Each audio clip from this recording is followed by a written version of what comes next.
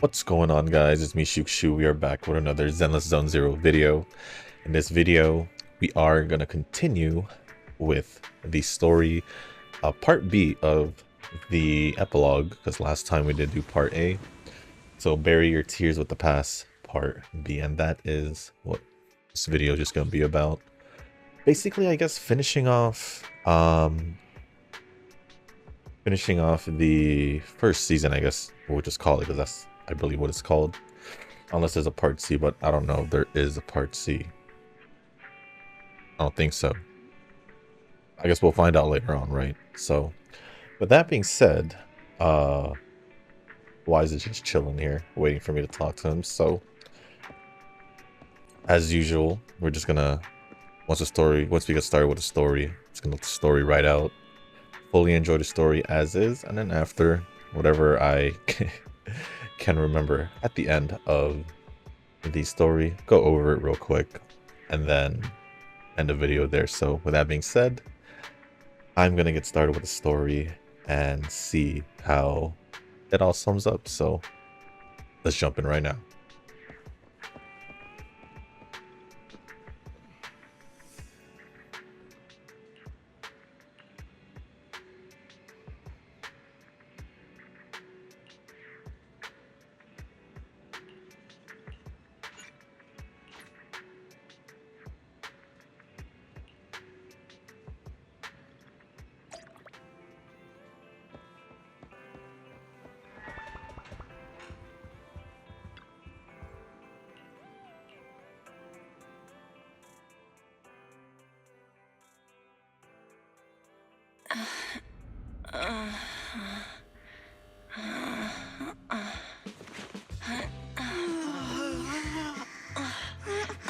Lord Phaethon, this time let me. Vivian? Vivian?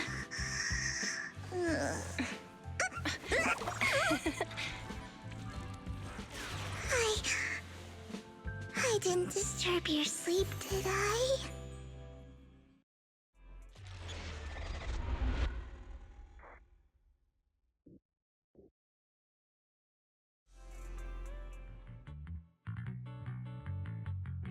When I got here, the other Lord Phaethon said you were resting on the couch and just let me in. I meant to keep you company while you slept, but then I dozed off myself. Ugh. I was going to sit here looking super cute, hands cupping my face. You know, like the #1 sleepy face I want to wake up to pose. I can't believe I ended up falling asleep myself. What sleepy face? What pose? That was a lot of words in one breath. Are you sure you got enough sleep, Vivian? No, Lord Phaethon. I was just worried that I had disturbed your rest. Just being able to see you sleeping peacefully is already the highlight of my day. No, my entire month. Though it is a bit late, but... Good morning, Lord Phaethon. That was so formal. Feels like you're about to drop some big news after a greeting like that. Mockingbird's death has stirred up quite the storm. I took some time to gather intel. It seems someone deliberately leaked the story that Hugo is an illegitimate child of the Ravenlock family, but I haven't found the source yet. Could it be Hugo's uncle, Hartman? Maybe he's trying to turn people against Hugo and Mockingbird by playing the illegitimate child card. I suspected that too. He could be using Hugo's background to make people believe Mockingbird is just another Top's pawn. To the upper class, Mockingbird may be insignificant, but it has a loyal following among regular folks. But after some digging, I was surprised to find that the public isn't turning on Hugo. They're actually starting to see him in a better light. Some people feel bad for him, some relate to his struggles, and Hartman's the one getting all the heat. Public outcry against Hartman is growing, with many believing he murdered Hugo for his own selfish gain. Tops is hosting an industry summit this week. a responsibility usually handled by the Ravenlocks. But my sources tell me another family has taken over this year at the last minute. If I'm not mistaken, Tops is intentionally keeping its distance from the Ravenlock family due to the current public sentiment. Is someone trying to take advantage of this to get rid of both Hartman and the Ravenlocks? I think Hartman knows this too, which is why he's completely vanished. No matter how hard I search, I can't find a single trace of him. Hartman must have taken the sacrifice core. Now that he holds this bargaining chip, he is definitely going to negotiate his way out of this with the Exaltists. Sorry for interrupting, Vivian, but I need a quick word with Belle. Oh, no problem at all. I'm sure you have important faith in matters to discuss. Take your time. I'll just be waiting outside. We can't make our guest wait outside. Belle and I will step out instead. Oh, don't mind me, Lord Vathan. I wanted to browse the videotapes anyway. I'll be right here. Just let me know when you're done. Belle, Lycon's outside the video store. He knows Vivian is with us, so he's hesitant about coming in. He's stressing over what he did to Hugo in front of Vivian, but he really needs to talk to us. Maybe you should go speak with him first. I'll go talk to Lycon. Honestly, neither he nor Vivian is at fault. As proxies, it's our job to be the bridge between them.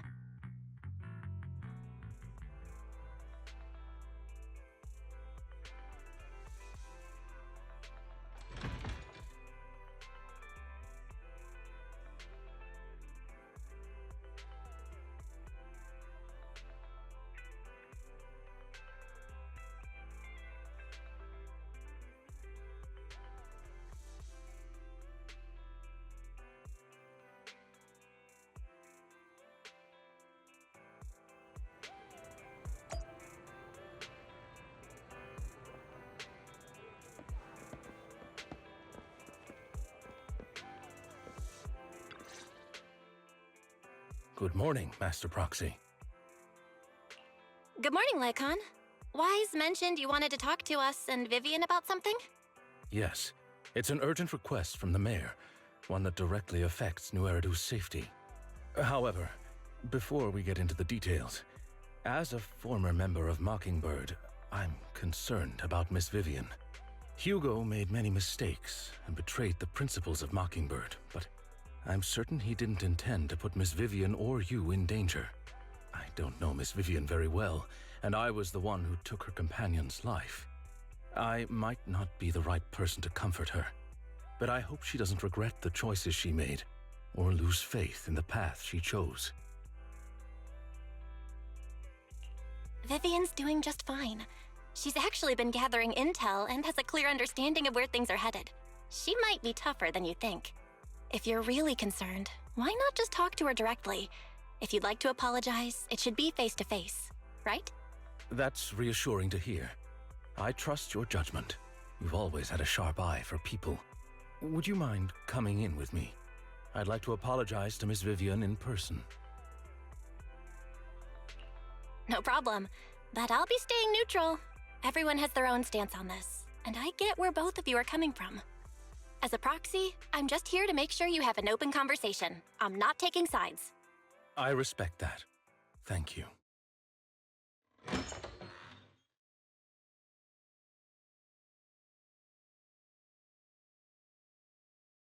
Miss Vivian, I'm very sorry about Hugo. You don't have to explain anything.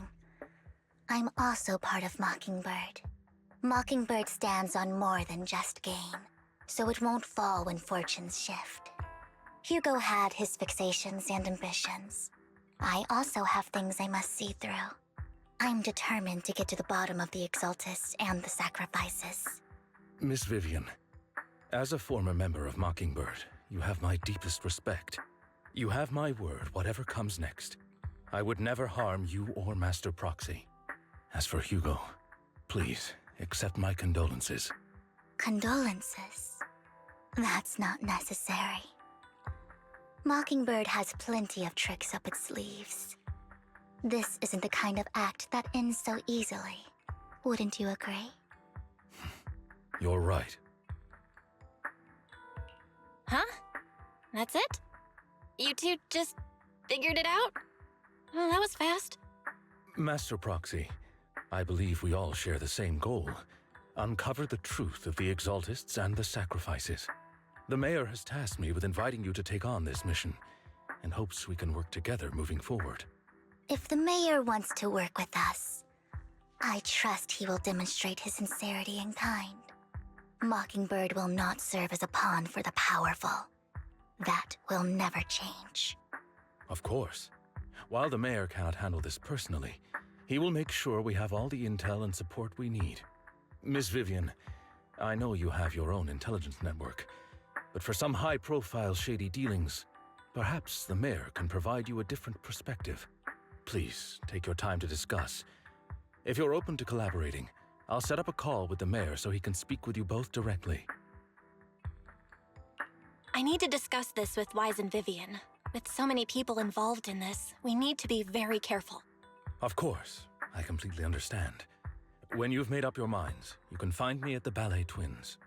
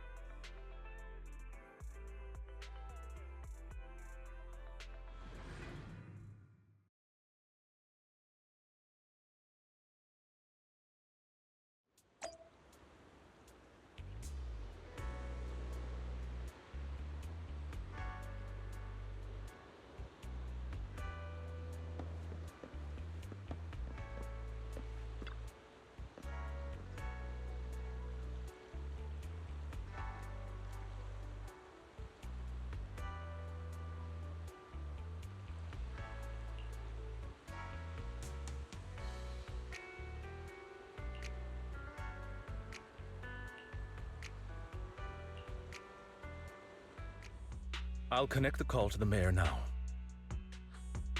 My dear friends, I'm glad you're willing to keep working with me.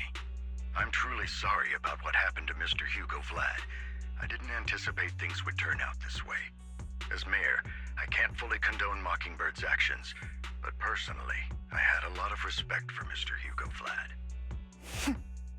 I looked further into Bringer's map. The sacrifices were created by an Exaltist named Landon, who was active in Janus Quarter. Mr. Landon passed away in an accident a few years ago. Before he died, he was researching sacrifices and was said to have created a batch of serum that could turn living people into sacrifices. The problem was, the serum wasn't stable, and after his death, the recipe was lost. No one knows what happened to the Exaltist in Janus Quarter back then. But it's clear that after the leader died, there haven't been major Exaltist activities in the area. Bringer's map marks the locations where the Exaltists' most successful attempts at creating sacrifices were. Since this person has already passed away, and the Exaltists haven't been active around here for a while, then could it be that this is just Hartman acting on his own? Unfortunately, that's not the case. My sources confirmed that Hartman had been secretly in contact with someone, and they only meet inside the Hollow. Is it possible it's someone from TOPS? TOPS is a huge alliance of corporations. They wouldn't bother getting their hands dirty. Instead, they just sit back and reap the rewards. Everything Hartman is doing is to secure his place in TOPS and strengthen his power within the Ravenlock family. If my guess is correct, Hartman has gotten in touch with the remaining members of the Exaltists that used to follow Landon, helping them create new sacrifices. But what's in it for TOPS?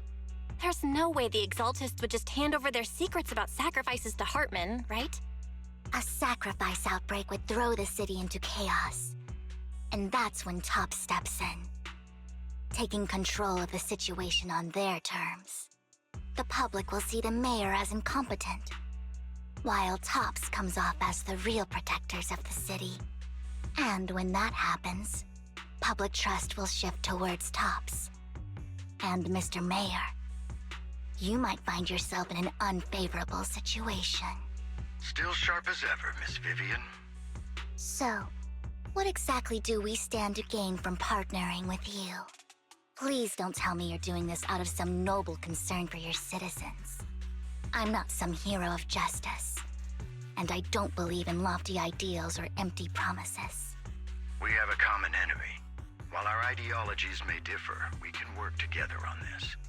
And as proof of good faith, I may not know exactly where Hartman is, but I can fan the flames over Mockingbird's death and escalate conflicts within the Ravenlock family. So it was you behind the rumors. No wonder I couldn't trace the source of the public outcry.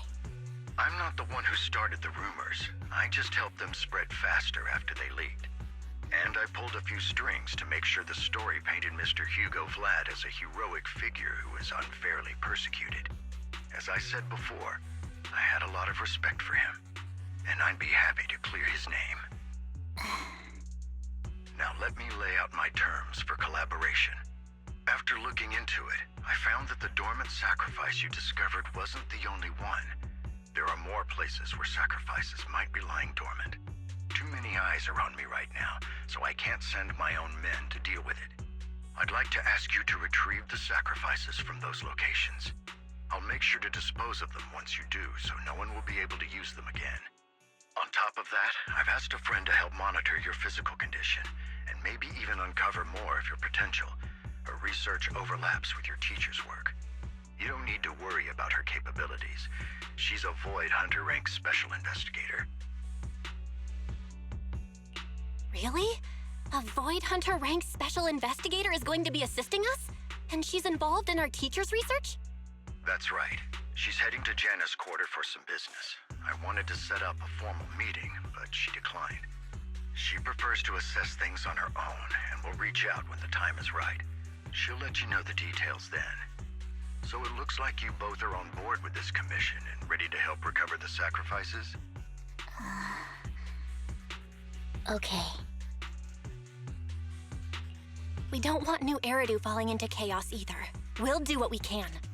I know you won't let me down. Given our positions, we might not be friends, but we're definitely not enemies.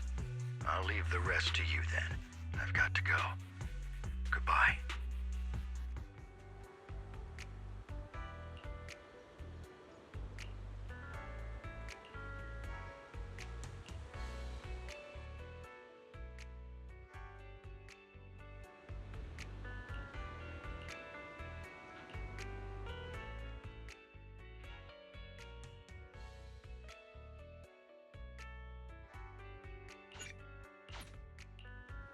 Good day, Lord Phaeton.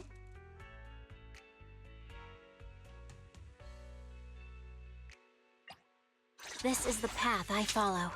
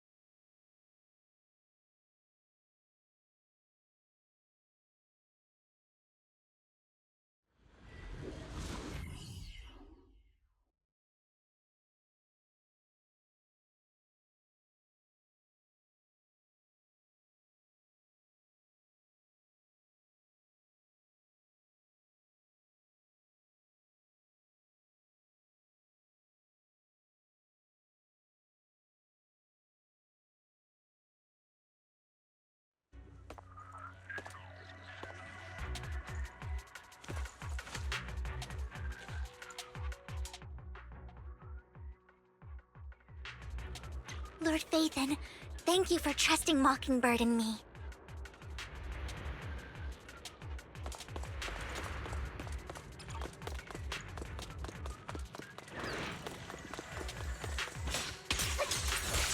Ambush!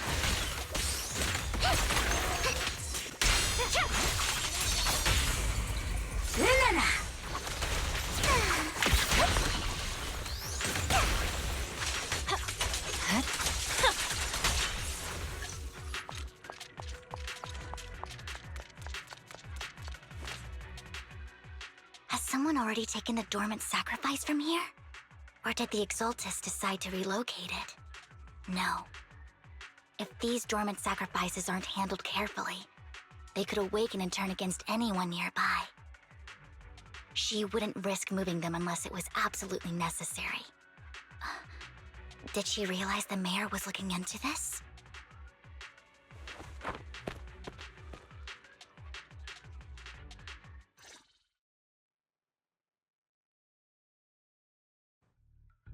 Did Hartman just make up this intel to get a shot working with us at Tops?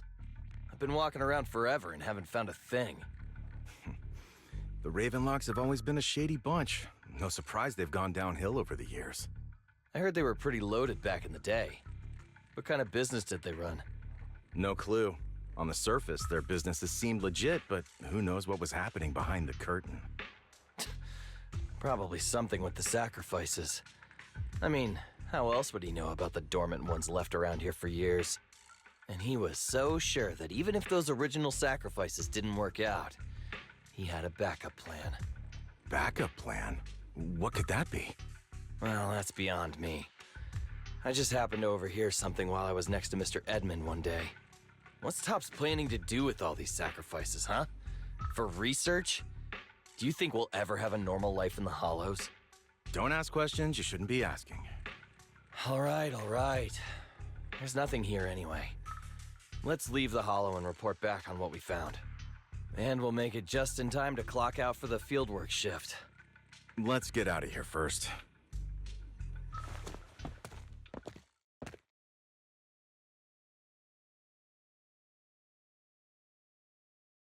Hartman, that fool.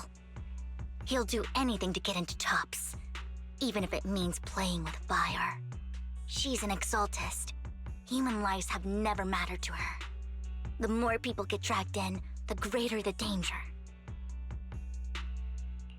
Vivian, I've been dying to know, who's this she you keep mentioning?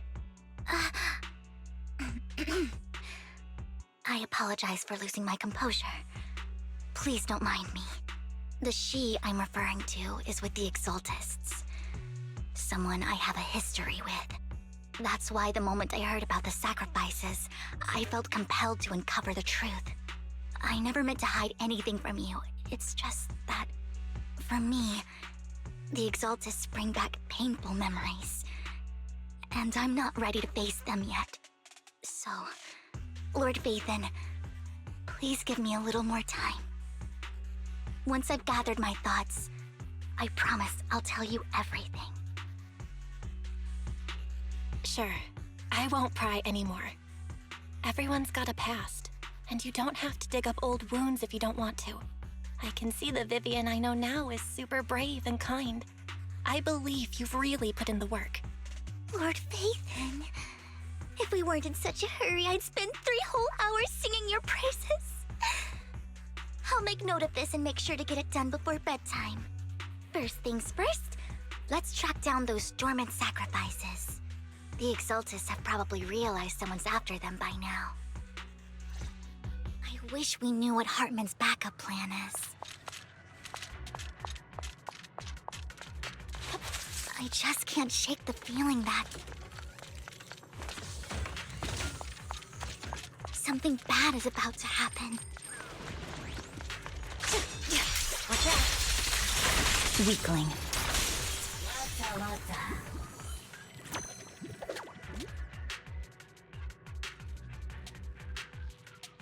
Hugo may have done terrible things, but he had his reasons. Mockingbird might be seen as the bad guys by a lot of people, but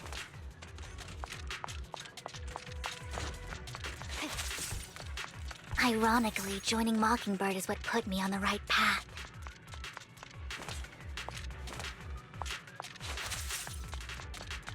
For the first time, I'm needed for more than just my curse.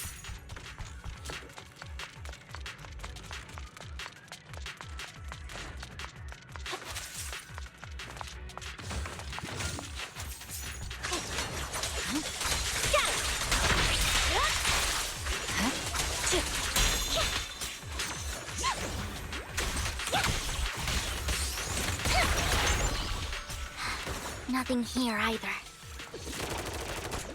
Are we too late? There's someone up ahead.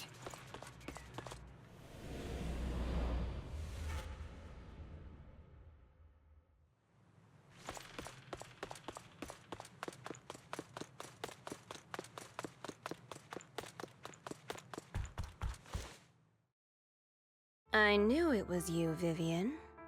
Camille! What are you doing here, sis? Are you destroying the dormant sacrifice? Vivian, don't call me sis. I'm not your sister. Are you trying to stop the Exaltists? I never left the Exaltists. You know what Landon did back then! Lord Landon did it for the Creator. His methods may have been extreme, but they were necessary. Back then, you walked away. You should do the same now. We didn't meet today. Take your friends and leave. What's wrong? Are you being forced into this? I can help you. Help me? Like how you helped her? Vivian, you're crying. You see me, don't you? No, You haven't changed a bit, Vivian. No need to hide your tears. I know exactly what's ahead for me. You've made your choice, and I've made mine. One last piece of advice. Stay out of this. She loathes you. I won't tell her we met today. Don't show yourself around us again. Camille!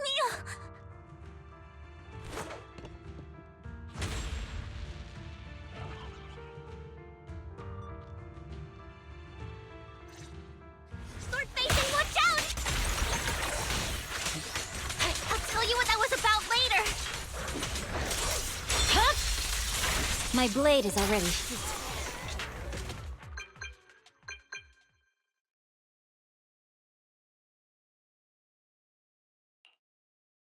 You two took longer than I expected.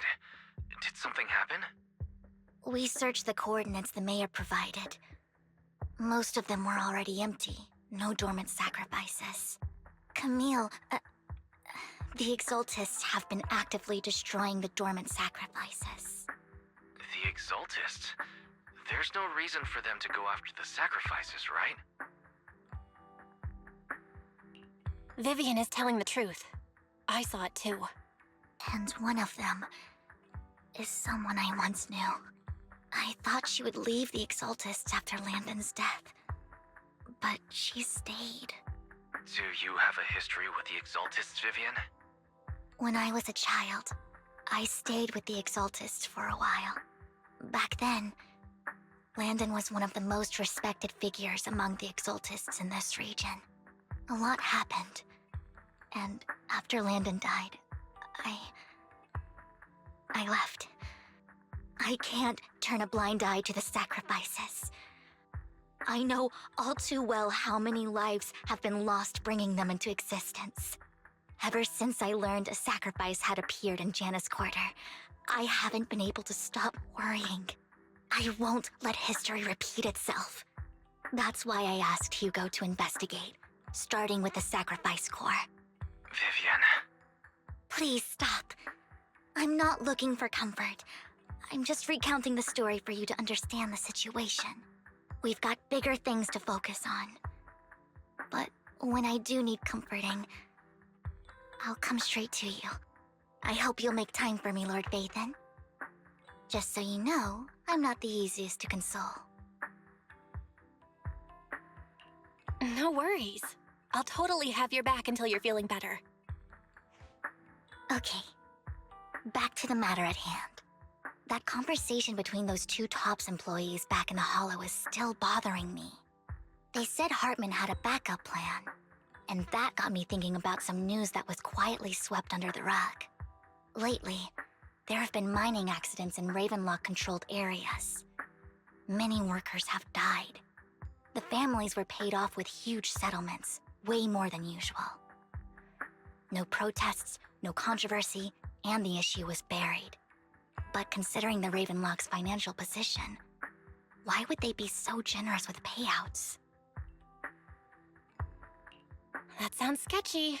Are you saying they made up the accidents and the workers' deaths? Precisely. I don't think those workers died in mining accidents. I'm planning to reach out to some old friends, see if they've heard anything about this. Do you have time, Lord Phaethon? My contacts are just near 6th Street. Care to join me? I'm in. Let's go together.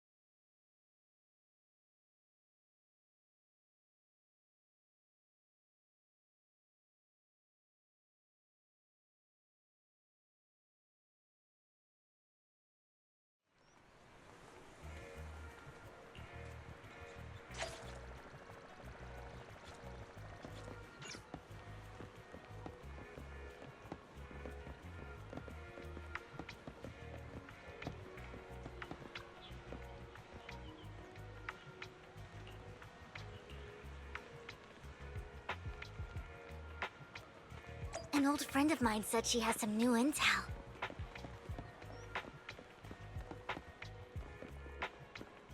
She's like a mentor to me.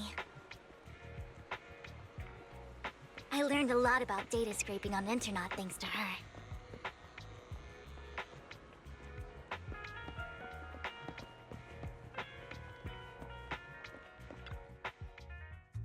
Rain! Long time no see. Yeah, it's been a while. Rain? You two knew each other? Yeah, Phaethon. Long time no see. Rain, you actually know that Lord Phaethon is Lord Phaethon? No, I mean, you actually know Belle is Lord Phaethon. I didn't know right away. One time, I needed a favor from Nicole. I only found out after meeting them. I mean, who would expect a legendary proxy to be running a video store for a living? Oh, by the way, your idol... Rain, let's not bring up old stuff. Lord Phaethon wouldn't be interested in that. Why are you all tense? Right! Lord Phaethon lives on 6th Street too, and might know your idol.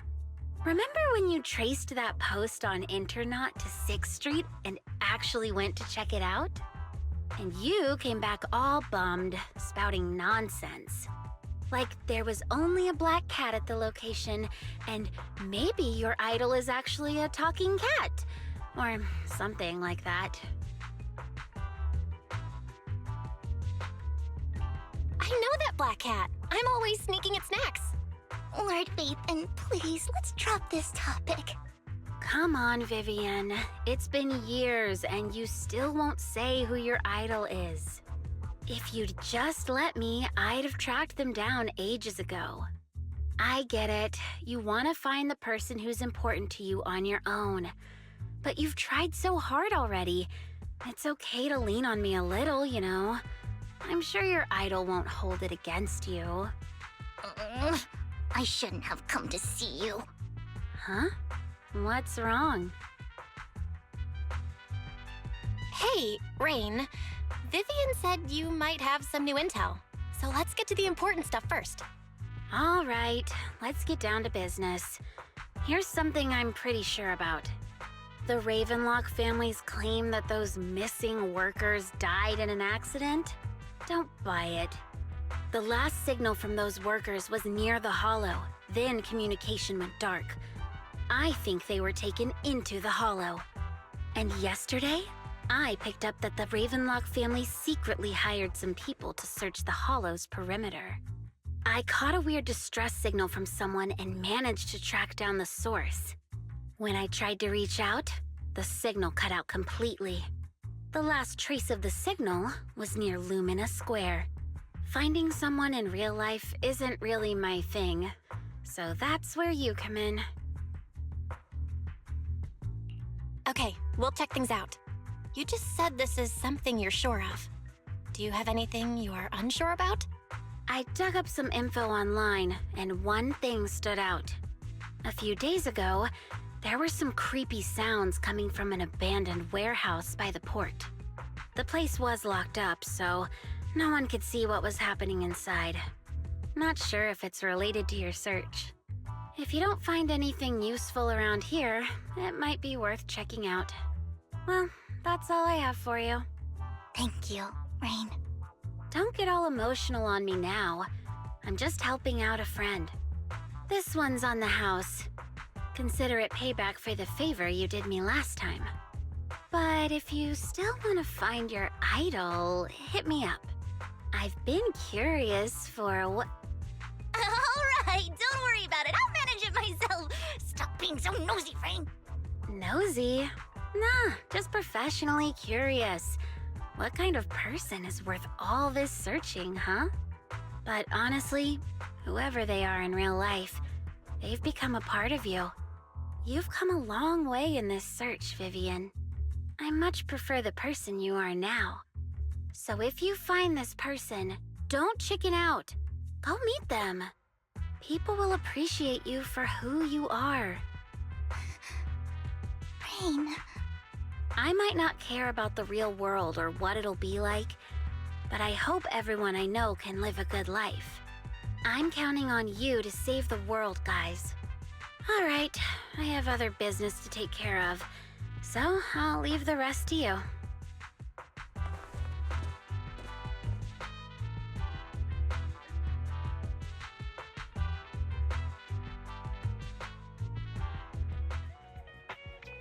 Lord Phaethon, please pay no mind to what Rain said.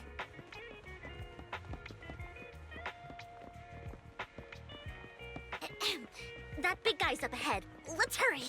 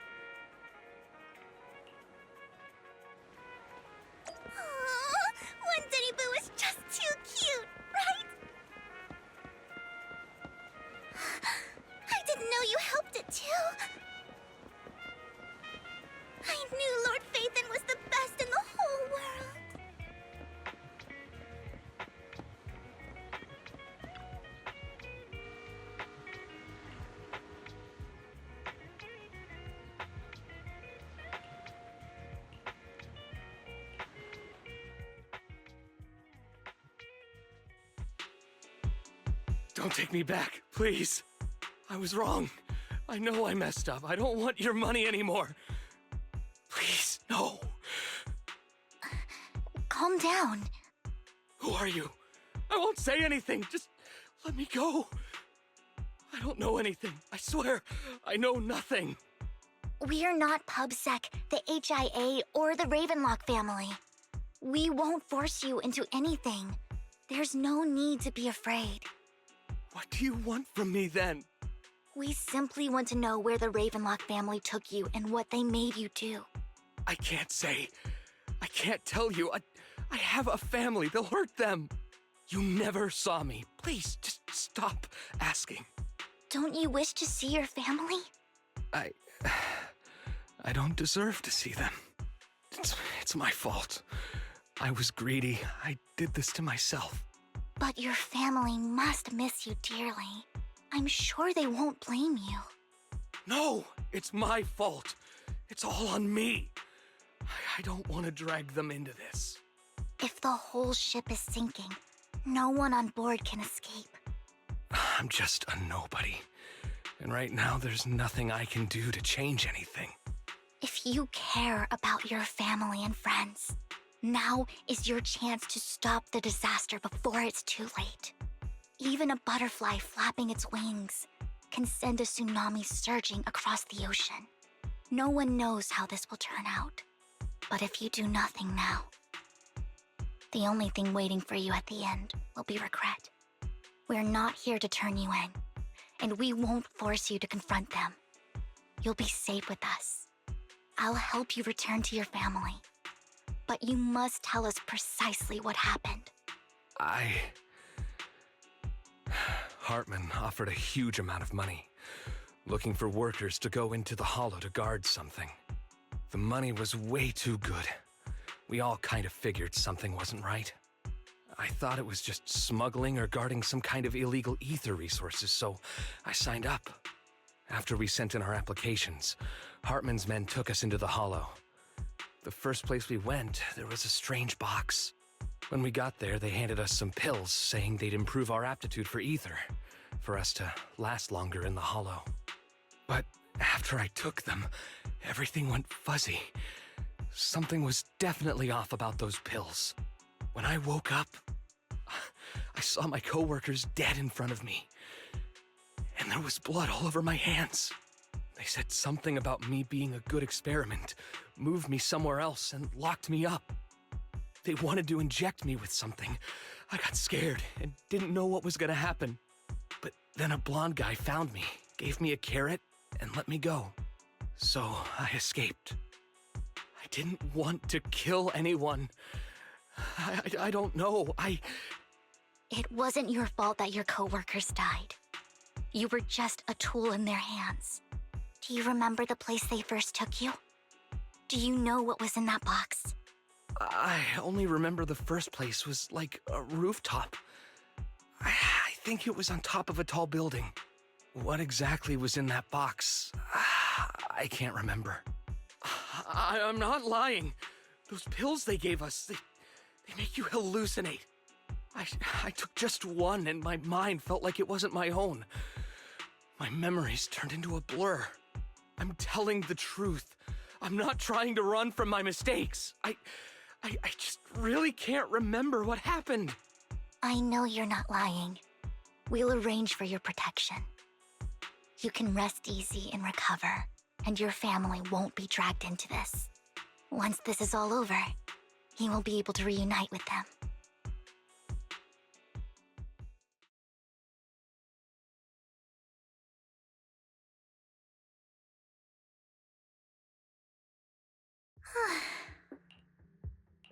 I've been meaning to say this for a while, Vivian. You're just so calm and decisive when things get tough. Totally different from the impression you gave me at first. Actually, I wasn't always like this. I used to run away when things got tough. There was even a point where I just wanted to disappear. As if my very existence was the source of suffering. I wondered. Perhaps leaving it all behind could put an end to the pain. Whoa. It's hard to imagine you like that. I mean, you had this super intimidating vibe when we first met. Well, I was on a mission at the auction when we first met. And just as Rain said, I've come a long way from who I used to be. Speaking of Rain, it's still wild to me. I never thought you and I would have mutual friends. And you even know one Denny Boo. Can you believe we might have passed each other so many times without even realizing it? Enough about me. Tell me more about you, Lord Phaethon. Where have you been? And what have you experienced? Looking back, I feel like I've been through a lot lately. My brother and I even lost our Phaethon account. Oh, everything started when the Cunning Hares took something from the Red Fang gang.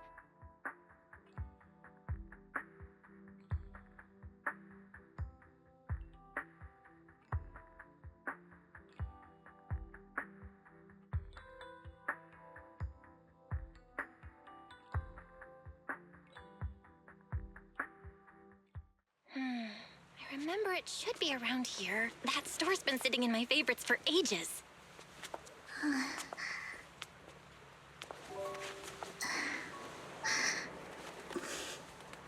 Lord Phaethon! Huh?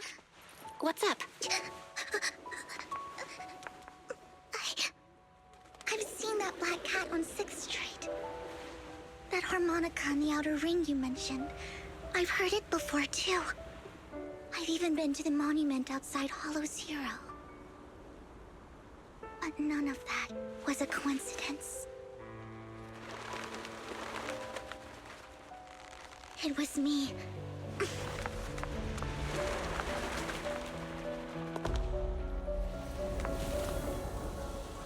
Following you, and now I've finally made it to your side. Ever since I was little, I had been seen as the bringer of bad fortune. I had traveled to many places and witnessed far too much misfortune. Every tear I shed brought disaster. I've heard too many curses to count. I loathed my tears as much as I despised my own existence. Wherever I stayed, tragedy followed. I had roamed too many places, and each time, it ended the same way. I didn't know where I could go anymore. One night, I stumbled upon a post discussing me. Whether they knew me or not, everyone seemed convinced that I was the source of the curse. Some mocked me with cruel intent. Some wished I would vanish, and others speculated maliciously. It really seemed that my very existence was a disaster. In that moment, as darkness enveloped the city, I saw lights flickering to life all around New Eridu. So many lights, and not knowing where to go, I thought, if only I could disappear into those lights. I made up my mind, and right then, my phone rang. I decided to take one last look. I wanted to know who left me my final message from this world. It was you, Lord Phaethon. Wait, really? Me? Yes. And I checked with the other Lord Phaethon. You were the one using the account at that time. But I know you probably don't remember it. After all, it was just an ordinary day, with an ordinary post and meaningless comments online. But for me, it was the night I finally realized where I could go. I wanted to walk the paths you had walked, see the sights you had seen. And then, one day, share it all with you, face to face. What did I even say in that comment? I can't remember off the top of my head. Well, you'll have to figure it out for yourself. I'm not telling you. Huh? No! So, Lord Phaethon, thank you. Not only for that comment you made that day, which was a silver lining for me, but also for giving me the courage to become who I am today. The Vivian standing right in front of you now, Lord Phaethon. I truly like who I've become.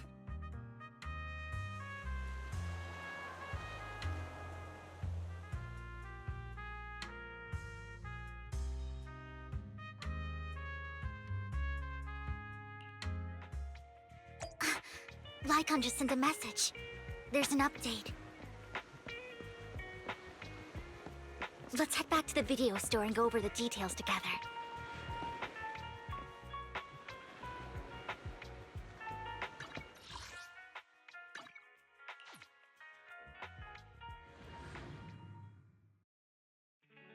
Belle, you're back. Lycon told me he wanted to meet up with us online to discuss things when he returned. I'll call him now. Master Proxy, Miss Vivian. The gentleman Rena brought back has stabilized and calmed down now. Based on his account, we've identified where Hartman is hiding the core. He also mentioned that Hartman plans to trade the core with a group of people.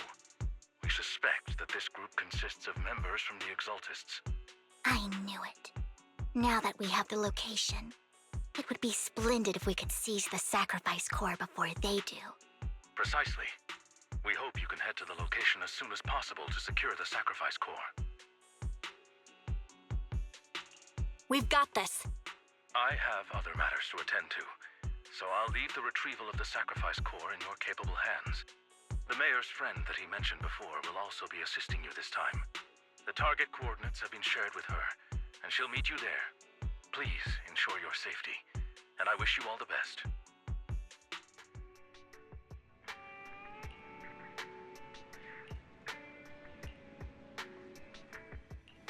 I would never turn down Lord Phaethon. Good day, Lord Phaethon.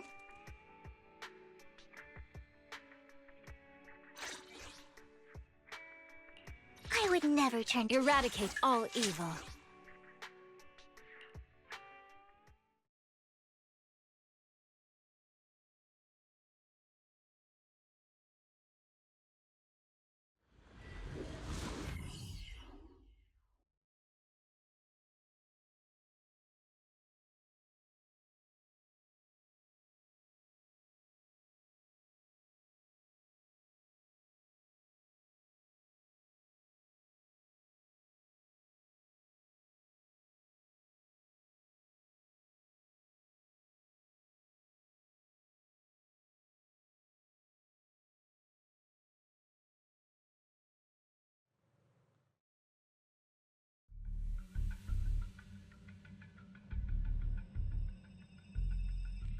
Where's the sacrifice core? Camille, you really think I'd stroll around with something this important?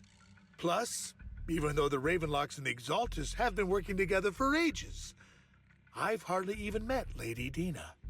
I'm the one offering the sacrifice core here. I'm curious what Lady Dina's got lined up for me in return? I'm just here to verify that the core you mentioned is real. Once that's sorted, Lady Dina will give you a proper response. Our partnership isn't just talk. We need to be sure you have what we need before moving forward. Sure thing. I'll take you to where I keep the core. Once you verify it's legit, have Lady Dina come over. We'll lay everything on the table face to face. All right, lead the way. It seems Hartman is trying to bargain for more. What a greedy and insatiable man. It's just that... why would they only send Camille for something as important as the sacrifice core? And I can't shake the feeling that Camille doesn't want Hartman and Dina to meet. Why is that? Who's this Dina he just mentioned? Is she the leader of the Exaltists? Kind of. Lord Phaethon, I really think we should hurry. We must get to where Hartman keeps the core before anyone else does.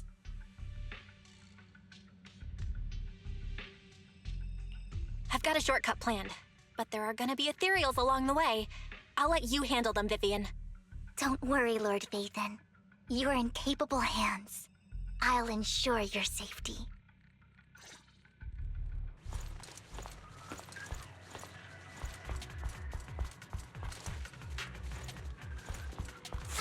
Ethereal! Stay away from Lord Phaethon! Fun. Weakling.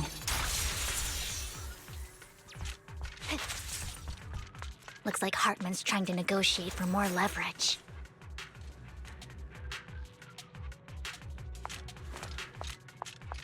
Let's get out of here before we're spotted.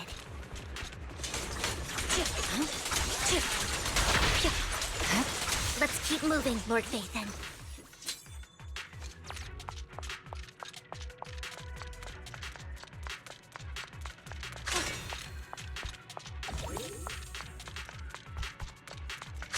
Leave the enemies to me, Lord Phaethon.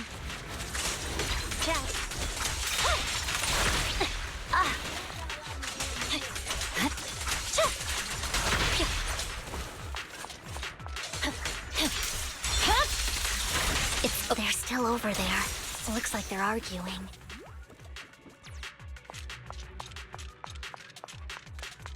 This is our chance. Let's hurry. My turn. No matter who has the sacrifice core, Hartman or the Exaltists, it would be really dangerous.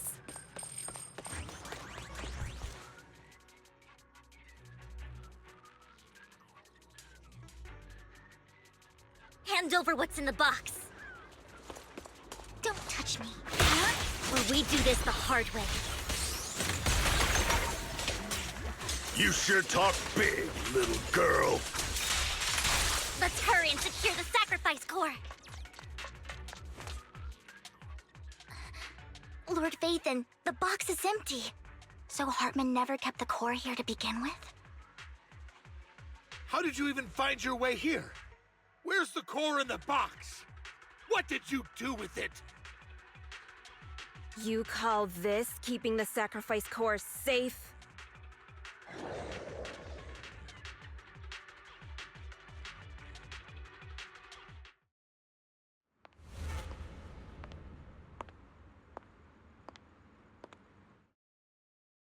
Vivian, it's been ages.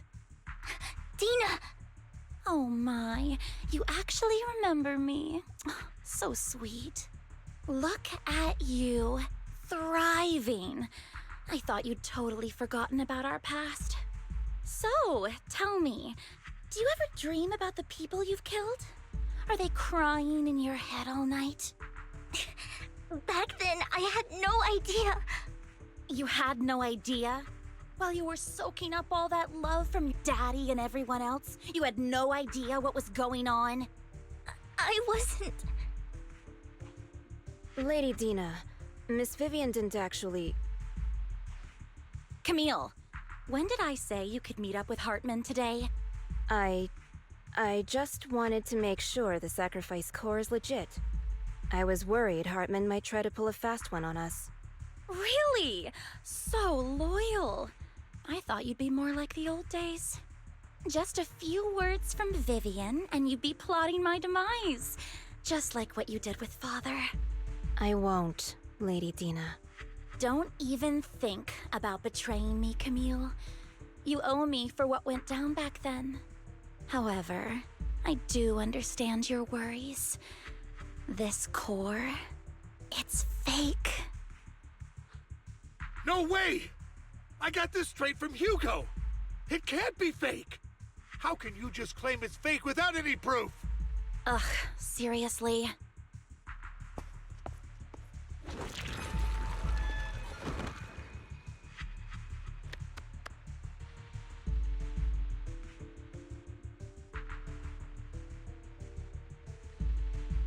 The sacrifice core can max out the ether particles within human bodies in no time at all. But look at your little subordinate. How uncouth. He's making noises like some animal. Can you shut him up? So annoying. The masterpiece Father made for the Creator isn't this worthless piece of junk you're holding. So, the real core. Vivian, where do you think the sacrifice core is really at? don't know. If I knew where the real core was, I'd destroy it without a second thought. Dina, you understand what the sacrifices are. And you know those who were blessed should not have to endure such horrors. Oh, they shouldn't have suffered those horrors. Weren't you the one who decided if they'd be blessed or not? If it weren't for your tears, how would they have encountered such misfortune? How self-righteous, Vivian. Their fates were in your hands. It was you who brought disaster on them. Landon just needed an excuse. He needed someone to blame. Whether I shed tears or not, he'd treat living beings as mere subjects for his sacrifice experiments. Dina, you know all of this. Landon even went so far as to sacrifice you. Shut up, shut up, shut up! Father did it for his great cause. Vivian, why do you always mess everything up for me? Everything! You did it before, and now again! You just had to ruin my plan. I was so close to fulfilling Father's last wish. If you don't give me the sacrifice core, be prepared to become food for the ethereals. I told you I don't have the sacrifice core. Otherwise, I would have destroyed it already. Lord Phaethon, find the right moment to retreat. She can be quite unpredictable when her temper flares. Oh, really? You don't have it? Then I suppose there isn't a reason to keep you alive.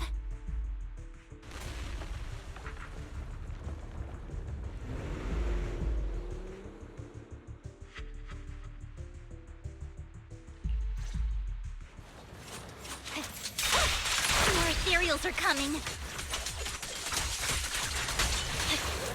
There are too many. There's no chance to get out of this.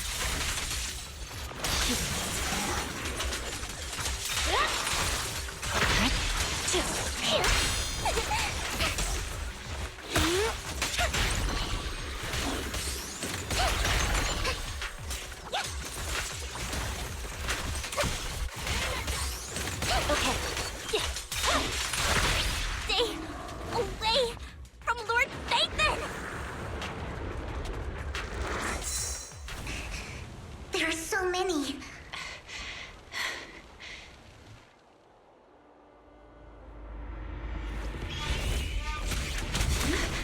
It's ink.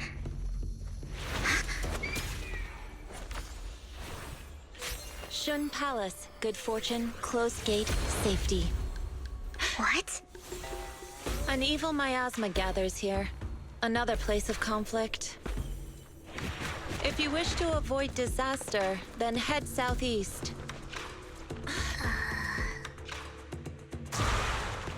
Now! Thank you.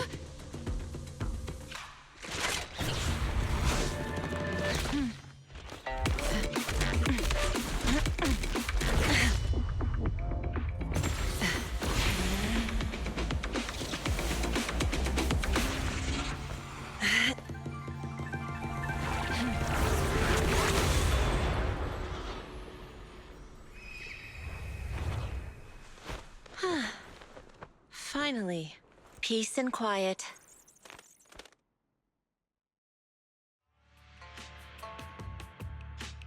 You must be Belle, right?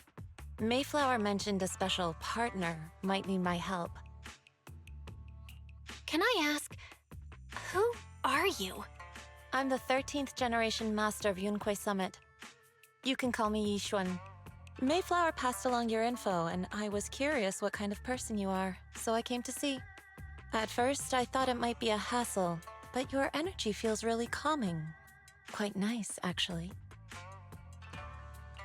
Oh, so you're the investigator the mayor talked about. Yes, he also asked me to be your temporary teacher and offer you a bit of guidance. Guidance? What exactly does that mean? Unfortunately, this isn't the right time or place to talk. I have some investigation work to catch up on, and it seems you've got quite a lot on your hands, so let's part ways for now. I'll find a good time to visit you soon.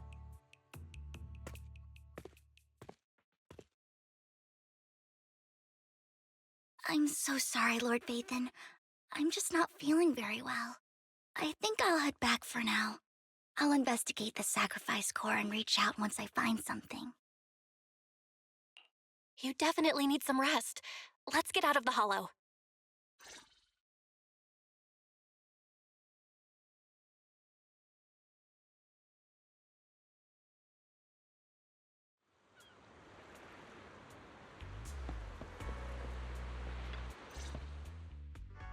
Lord Vathan, are you going to rest now? I'm not in a hurry to get back. You've been kind of off since we got out, and it's got me worried. If something's bugging you, just spill it if you want to.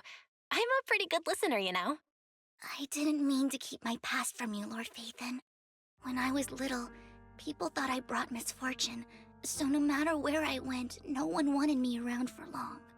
Then, one day, Landon adopted me and brought me to the Exaltists. There, I met Dina, who was so kind to me, treating me like a dear sister. She told me her father, Landon, was a great man who'd one day make everyone stop fearing the Hollows, so all life could live freely inside and outside of them. Dina helped Landon pick people for the blessing, and everyone in the Exaltists respected her greatly. Those who received the blessing would have a better ether aptitude, allowing them to enter the Hollow freely without fear of sudden disaster. Back then, Dina would chat with me every day, always about the Exaltists and her father. But things between us shifted when Landon asked me to step in for Dina. Landon told me I didn't only bring misfortune, and that if I listened to him, I could actually help people. After that, he'd take me to meet people, and if I shed tears, he'd give them a blessing medicine. Those who got the blessing could dodge calamities. At first, I was ecstatic, thinking I could help others. I shared my joy with Dina, but that was when she started to pull away from me. The blessing medicine. Please tell me that wasn't the sacrifice serum Bringer had? Yes. To be precise, it was an early version of the sacrifice serum. Landon's medicine wasn't stable. The medicine Landon developed could boost abilities quickly, but also sped up the development of ether corruption. In the end, most people turned into ethereals, and a few became sacrifices, losing all human consciousness. The ethereals were killed while the sacrifices were given to the higher-ups of the Exaltists. The Exaltists wanted the sacrifices to hold human consciousness, so Landon's medicine was seen as a failure, and he gradually lost influence within the Exaltists. One day, I saw Dina, and tears streamed down my face. In a bid to save his reputation, Landon decided to let his own daughter receive the blessing. I had always thought that getting the blessing was a good thing, until I saw terror in Dina's eyes that day. That evening, I broke Landon's rules for the first time and followed him out of the Exaltist's residence. I trailed him to the Hollow, where I witnessed someone who had been blessed becoming corrupted. In the end, that person became an ethereal. Then, without hesitation, Landon killed him. Before Landon returned, I went back to the residence and snuck into his study. And there, I uncovered the truths I just told you.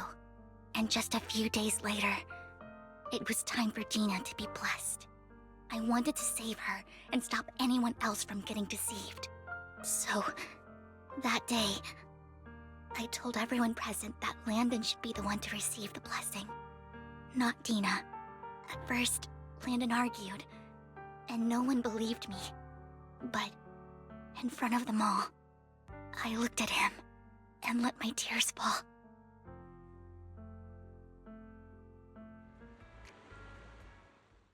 Lord Landon, please accept the blessing. Vivian, you... Why won't you accept the blessing? Were you lying to us? Ungrateful fools! You have no use anymore! Liar!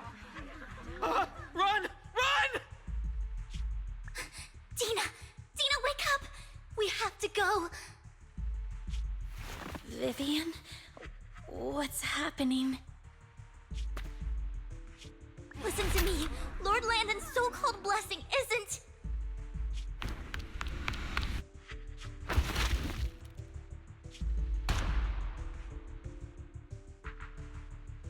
Father!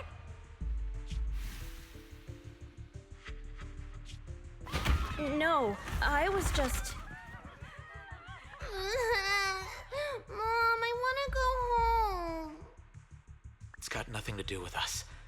This is just what happens when you don't accept the blessing. Vivian, was this you? Tina, I just didn't want you to accept the blessing. Everyone who does ends up... I just don't want to lose my father. You knew? If you knew what he's done, you... He's my father. He's all I have. Stop being self-righteous, Vivian. You only ever bring misfortune.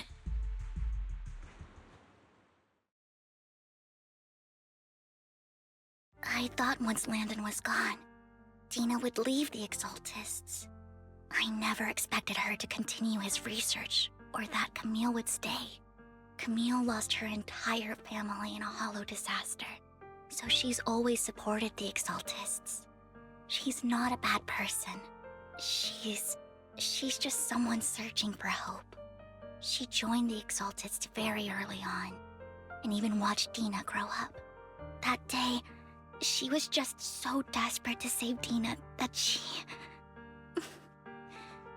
All these years, she's been following Dina, taking care of everything out of guilt, I think. But I didn't just fail to save Dina. I trapped her. I see misfortune approaching, but I can never change its course or avoid the bad ending. Maybe I really am a bringer of misfortune. No way. You're not the one bringing bad luck. Whatever went down with the Exaltists, Landon used you. As for Dina and Camille, they know the truth, and they just made their choices.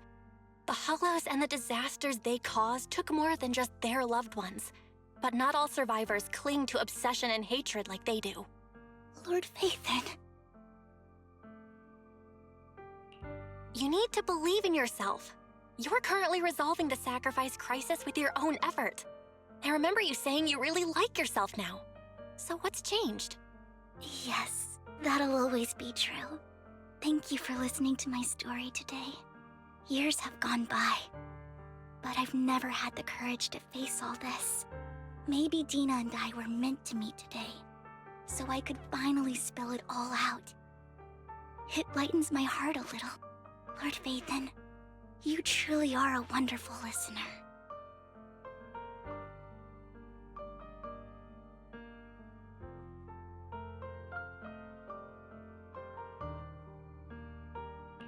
Whenever you're feeling down, don't hesitate to come to me.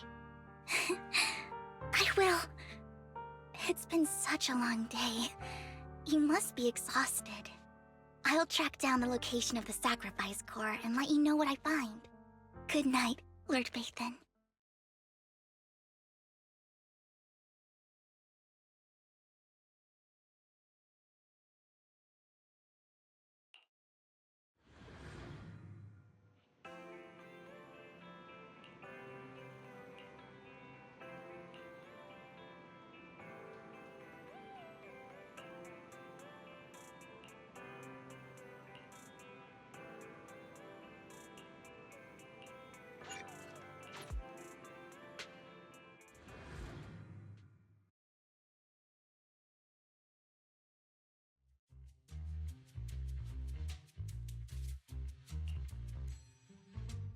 Shul, I didn't expect you to be working here.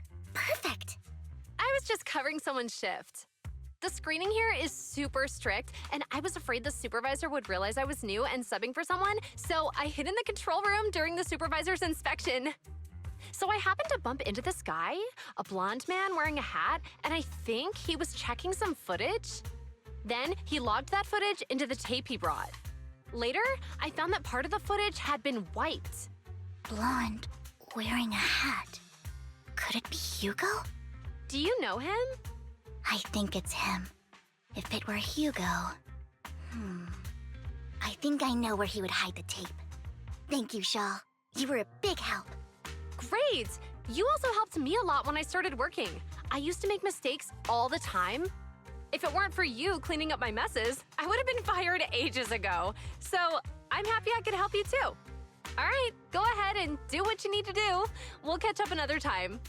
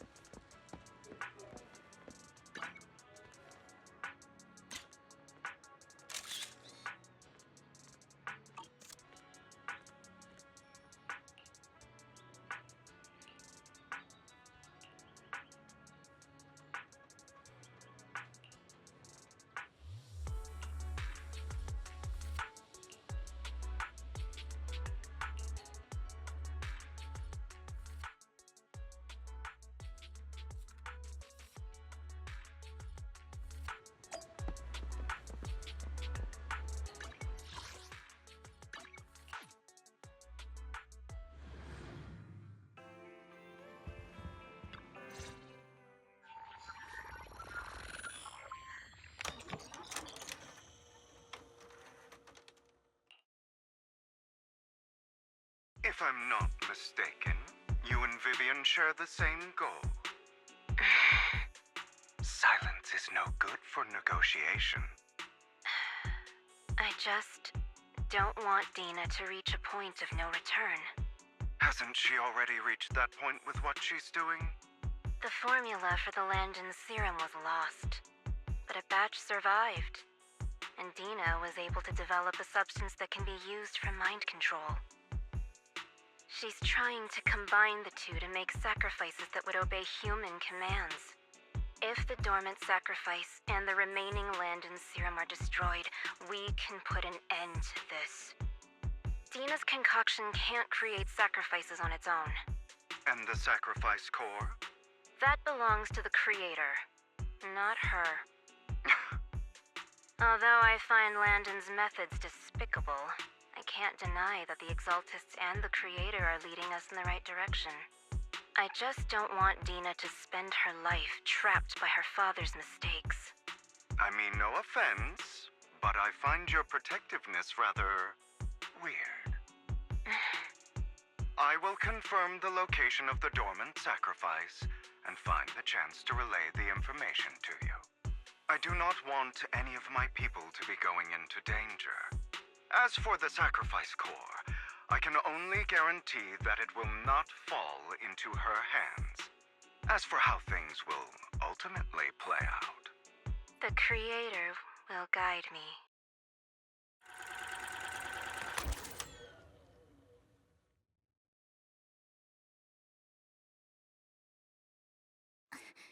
Camille was actually destroying the dormant sacrifice?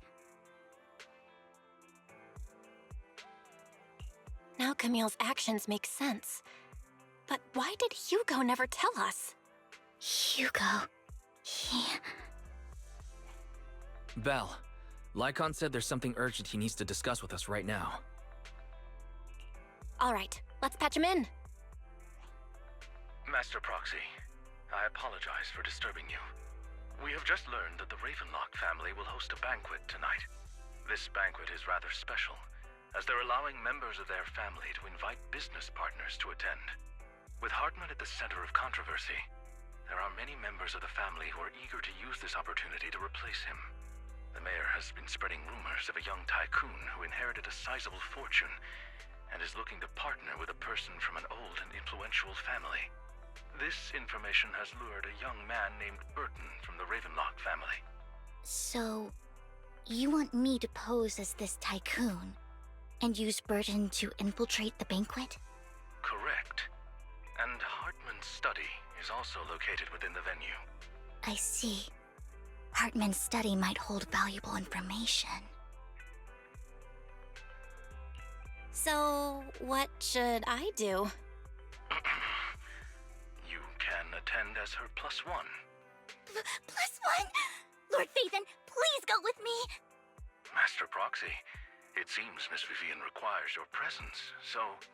Yes, just your presence will help me immensely! All right, then let's go together. I'll send you the time and place for the meeting with Burton. If you encounter any danger, please evacuate immediately or contact me for backup. I hope everything goes well for you tonight.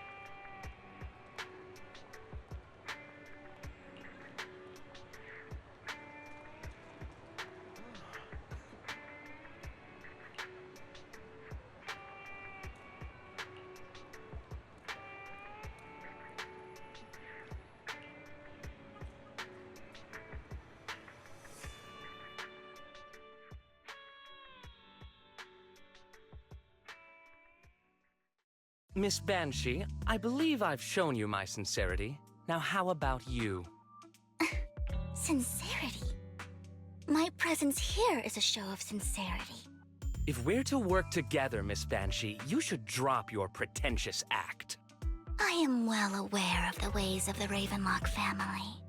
If I were to come empty-handed, I probably wouldn't even be able to make it out the front door tonight. Since I agreed to come with you, and even brought along my most precious companion, does that not show my deepest sincerity? No need for such an off-color joke. Our door is always open for those coming or going. We both know what's what, so let's cut the small talk. I know far more about how the Ravenlock family made their fortune than most here. I am also well aware of why Hartman, despite such a massive scandal, still remains in power. Oh? Do tell. Exaltists, blessing, sacrifice, Landon. Where would you like me to start? How did you know that? No, who are you? Don't be so tense. If I'm not mistaken, it's about time the banquet began. My companion and I are practically famished. Is this how you treat your guests? By letting them starve? Perhaps when we've had our fill, we'll remember where the sacrifice is hidden. You know where the sacrifice is? So, can we go get something to eat now? And I'm also looking forward to receiving a special dessert from you. We can discuss what you wish to know while we enjoy dessert. Of course. I wouldn't let such an important guest discuss matters on an empty stomach. As for dessert, I will prepare it myself, and I guarantee it will satisfy you. I'll come find you later. I wish you a pleasant evening.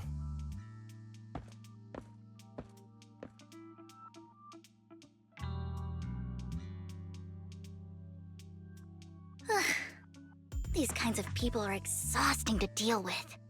I really don't know how Hugo used to put up with it.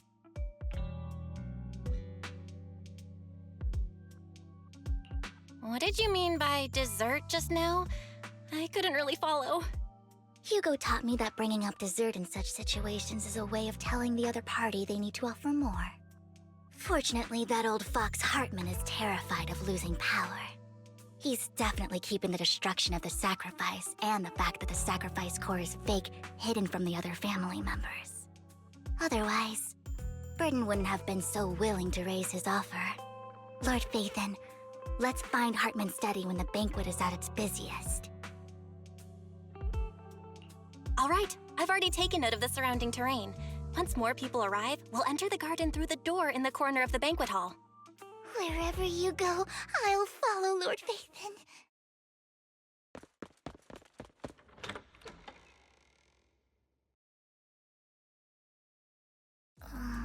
Isn't this going a bit too well? The security around the manor is really strict, but inside might be more lax. But just in case, let's tell Lycon. Right. Having some backup would be safer. Let's check Hartman's recent correspondences for clues. I still have concerns about the sacrifice core. Right. Though the core he gave Dina was fake, Hartman might have left a trick up his sleeve and hid the real one. Then let's split up.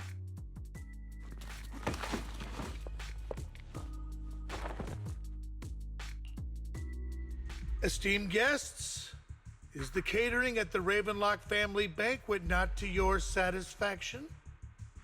So much so that these two distinguished guests felt the need to come to my humble office to scavenge for food. Don't want to come out? Well, after all, you don't have long left. Burton, that greedy idiot, fell for the mayor's trap. But I never expected that he would bring you into my territory. I suppose I should thank him. Otherwise, I would have had to go to great lengths to eliminate you. Vivian, Phaethon, give Hugo my regards. Tell him I shall be taking the wealth and power of the Ravenlock family for myself.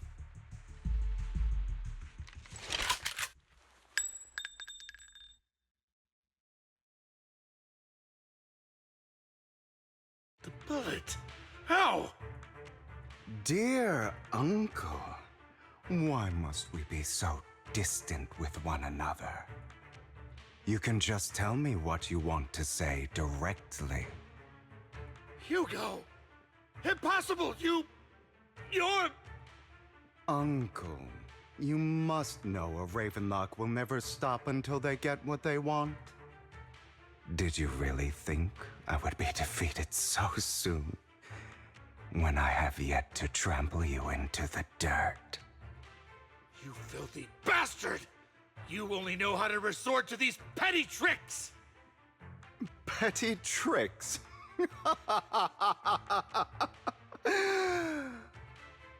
Perhaps you'd like to know what I managed to accomplish using this faked death of mine. My dear uncle.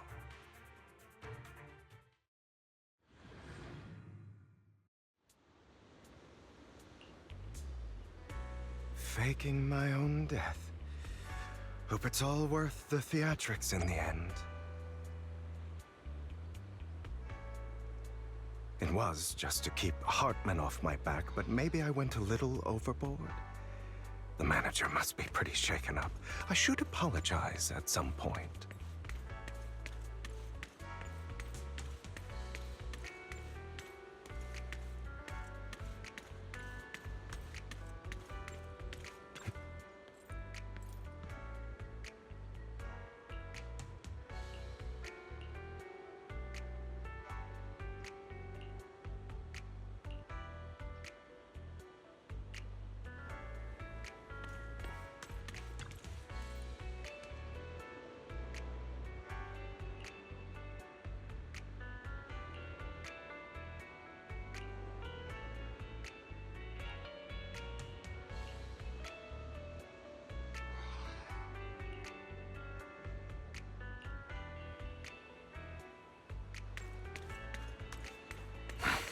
You're late. So strict. Spare me a moment to catch my breath, will you?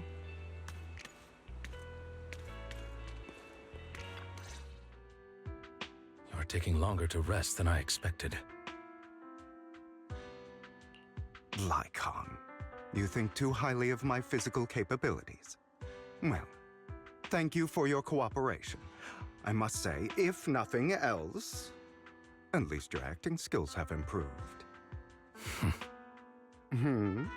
Why do you look so angry? You should be happy. We pulled that off together with flawless teamwork and managed to fool everyone. Drop your foolish facade. I'm glad you still remember the code we set all those years ago. And thank you for ensuring your sleight of hand didn't deteriorate. Oh, right. I should also thank the blood bag hidden in my clothes and our other props. Do you remember when we last used this trick? It was probably ages ago. Sometimes I really don't understand you. Have you never thought about what the consequences would be if I didn't understand your code? If I decided against helping you? Or if I just couldn't control my strength properly? You'd understand it. Of course, if things really did go awry, I had alternative plans. You wouldn't be so arrogant as to think I'd bet everything on you, would you? You're insane. Aw, I'm flattered. So what exactly is the purpose behind all this? Surely after going to such great lengths to erase your own existence, you don't just plan to hide here and reminisce about the past with me. Don't try to brush this off. I've already helped you enact your plan. Tell me the truth. Don't get your tail in a twist. I have more plans that require your assistance, so naturally I would not hide anything from you. Simply put, as things stand, whether as Hugo Vlad or as Mockingbird, I am doomed to die. Seems you've made quite a few enemies. As a member of the Ravenlock family, I negotiated with Edmund and managed to obtain resources from Tops for my future plans. I also confirmed what attitude they held toward your master, the Mayflower family. Meanwhile, I used my identity in Mockingbird to strike a deal with Hartman and gather information on their collaboration with the remnants of the Exaltists. That's where I got my intel on what Bringer left. Oh, by the way, the crime declaration letter that your dear mayor received, that was also sent by yours truly. He's probably figured that out by now, right? Though I'm not sure if he told you. The mayor learned about the sacrifice attacks through his own means, but lacked an opportunity to take action. That warning letter was precisely what he needed. You aren't hopeless yet. How delightful. In short, I'm more well-informed than your lot because I get around, dealing with all these different important figures. But of course, it comes at a cost, it's only fair. After all, you can't hide the smoke from a wildfire. Rather than trying to carefully tame it and risk setting yourself alight, it's better to let it burn free. When I helped you put on your little act, killing you in front of everyone, you left the sacrifice core to Hartman. That was intentional too, then? Oh, yes. And it worked like a charm, didn't it?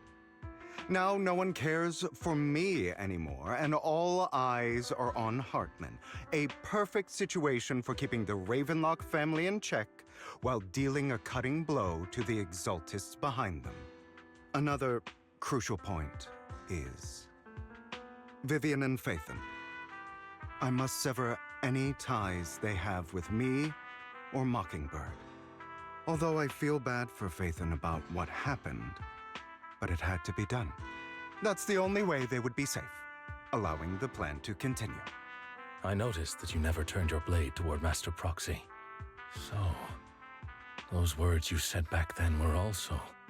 I will bloody my hands. I will carry the weight of my sins. I will become the Abyss. Obviously, it was all an act. My acting has always been impeccable, as you know. Hugo, you're taking such a tremendous risk. Why? Would you believe me if I said it's for justice? But unfortunately, it's not. I want revenge on the Ravenlock family.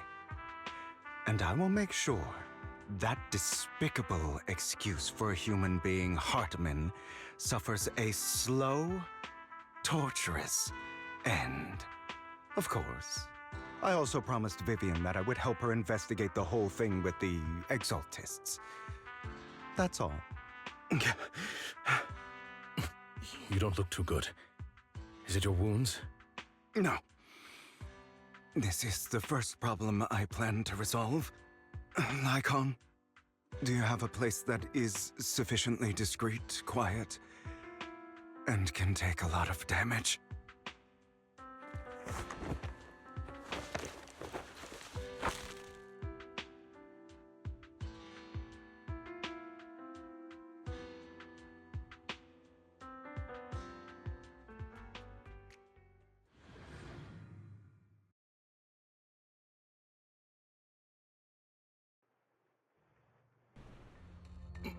What exactly are you doing? Don't look at me like that. If I didn't have to do this, I wouldn't. Hartman recently obtained a bizarre substance, most likely from those crazy Exaltists. After use, it allows control of the victim's mind, to some extent. You were dosed with it? To be more precise, Lycon, I deliberately allowed Hartman to put this drug in my cup to facilitate our previous collaboration.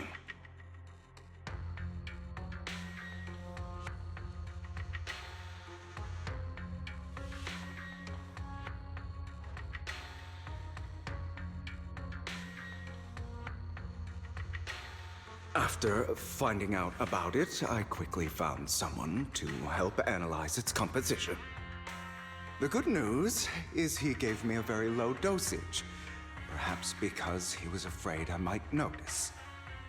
There's a different medication that can delay its onset, preventing me from actually being under his control. I simply need to put on a show in front of my dear uncle. The bad news is that currently there is no antidote. When I delay those effects, however, they will accumulate and erupt when my body reaches its limit. It may even break my mind. And that's exactly what's happening now. I need to endure those accumulated consequences. So, I will lock myself in this room for however long that takes. I've tied my limbs to prevent me from smashing this place or accidentally hurting myself. Anyway, after you leave, do not open this door, no matter what you hear. I recommend seeking professional medical assistance. This is advice I received from a doctor. Or are you saying you don't believe I can make it? So, I can't. Come find me here at the scheduled time. All you need to do is smile and await my victory. What if I want to stop you? You know you won't succeed. You never have. And you never will. Well, time is short. Let's begin. I understand. Don't die, you stupid bastard.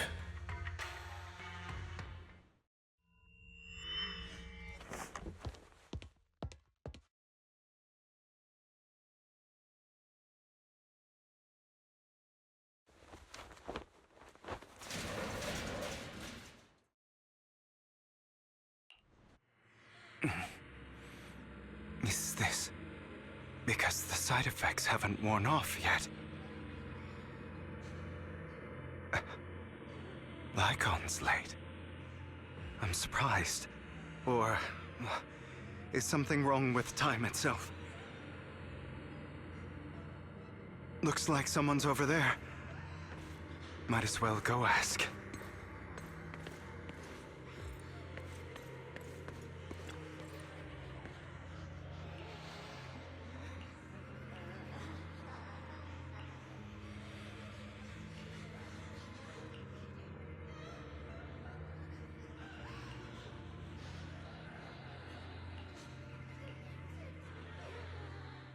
It's all your fault! I wish I had never given birth to you!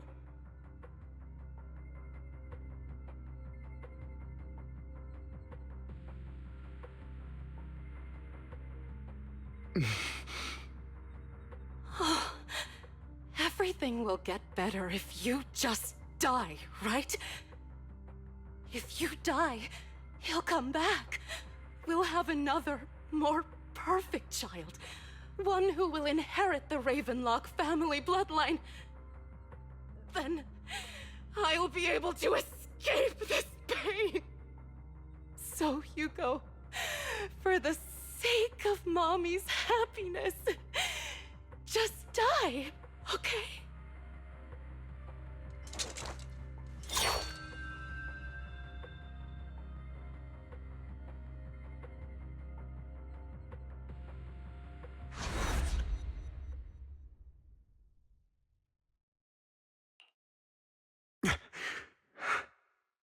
So, I wasn't awake yet after all. That's because you don't want to wake up again. Who are you? I am you. Hidden deep within your heart. Your most true self. You want to kill her, don't you? Your so-called mother.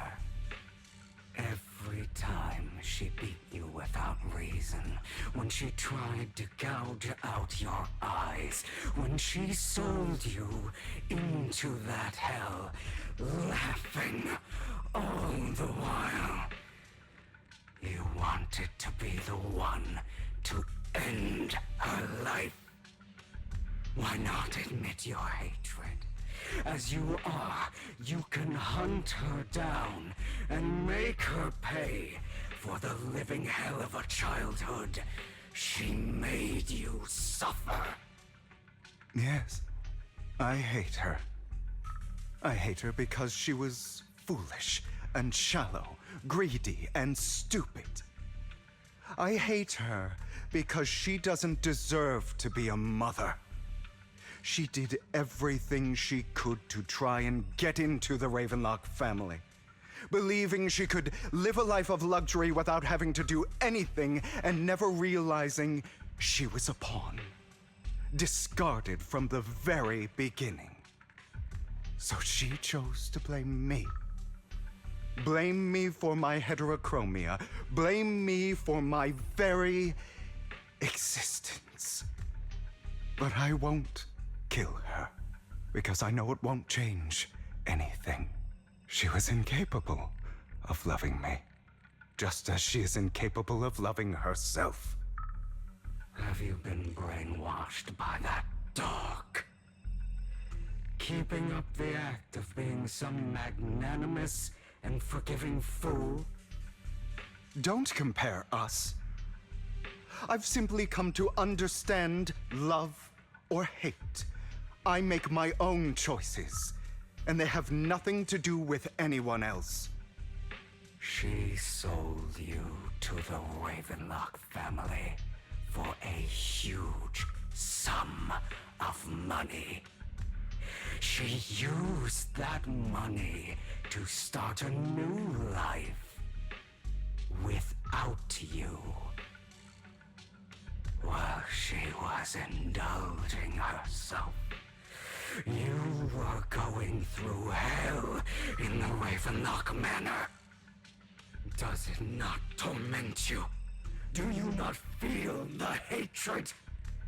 Do you not want to demand answers? Kill her. Only by killing her can you be truly free. For a long time, I thought the same way. But now, well, I want to make a different choice. Stop lying to yourself. You never had a choice. This weak-minded thinking will only lead you to failure. Like before, you'll be nothing but a worm, trampled into the dirt by those so-called elites. Do you still not get it? This is how the world is, and always has been. Hesitate and you'll be the victim. If you don't grab your knife first, you'll end up being on the other end of the blade. If you want to change anything, you must first become the one who makes the rules.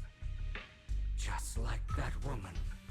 The only reason she could treat us that way was because we were weak. So listen to me, find that woman, kill her, and prove to this world your strength! It's what she deserves! Why forgive them? They don't deserve it. I'm not forgiving them.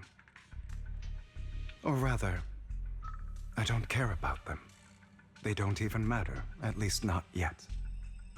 You know, perhaps the person I hate the most, the one I truly cannot forgive, has never been someone else, but rather my weak, powerless past self who could do nothing but hide inside a closet and cry. I hate myself for having neither the strength nor the courage to resist. I hate myself for begging for so-called familial love, even after being treated so terribly. I hate that despite the pain of my wounds, I still hope to receive the carrot and not the stick. And that means you. Correct. So, I forgive you. I forgive myself. You'll regret this, fool. Your pretty words mean nothing. You will ultimately return here to me.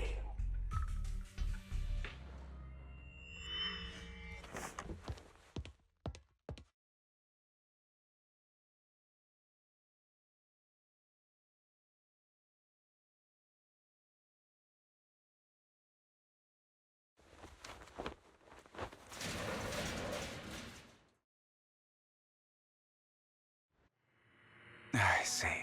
This is still an illusion. I wonder who's going to show up this time.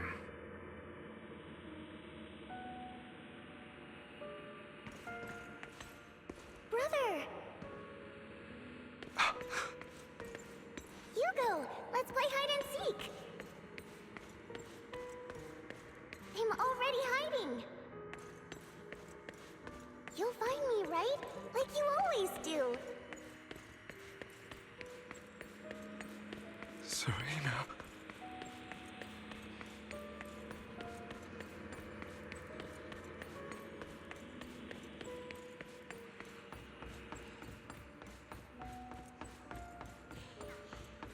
You're looking in the wrong place. I found an even better hiding spot this time. Harder to find than any place you showed me.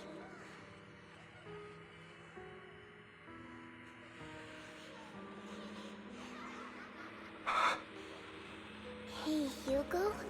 Do you ever wonder why I had to die? It was because of me. That's right. It was because of you. It's all your fault. If only you didn't exist, I wouldn't have had to suffer.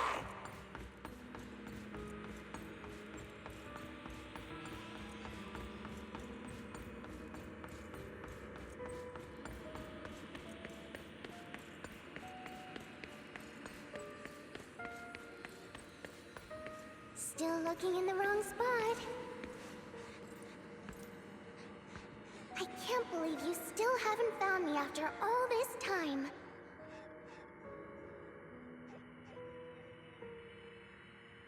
Have you forgotten about me?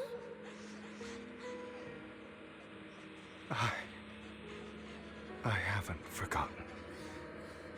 It's okay. I'll forgive you. I'll still be nice to you, just like before.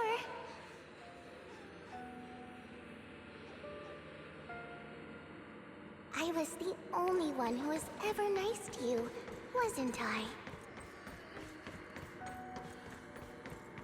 Yes. Then tell me, why do good people always suffer? Why is kindness always punished instead? Tell me, Hugo, why?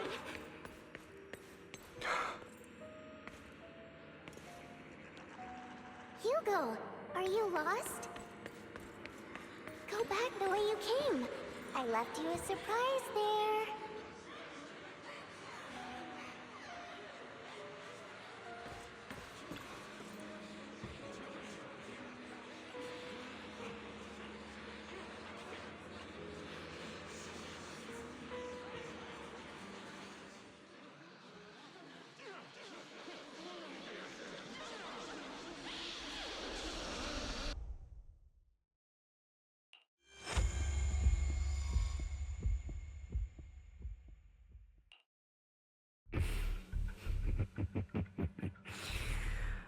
I told you that you would eventually return. We meet again, my friend. I told you, I am you. The side of you that you've always tried to deny existed. Of course. I know. This time it's about Serena. Right? Yes. Your half-sister. And the only child in the Ravenlock family who was kind to you. Unfortunately. It was her kindness that led to her untimely death. It was my fault. I don't like the way you blame yourself. Because that means I'm to blame as well. And I don't think I did anything wrong. Your mother sold you to the Ravenlocks. And your father, he saw your talent and wanted to use you to push the other children into competing with each other. My brothers and sisters wanted to get rid of me from the moment they first saw me. In their eyes, you were no more a slave. But Serena dared to treat you, a slave, as if you were human. And so, she was fated to die. They tried to kill me many times, but I was careful, and they did not succeed. So they killed Serena, who was weaker, an easier target, and pinned everything on you. Serena died in your place. Those cruel brats thought that by reporting this to Father, they could use it to get rid of you, a rival who threatened their positions. Yet, not only did Father not blame you for the incident, he praised you for it. In this world, only the ruthless, cruel, and merciless can stand at the top. And that's exactly what you managed to live up to, no? You found a perfect opportunity thereafter to catch the ringleader of the group who framed you and almost beat him to death.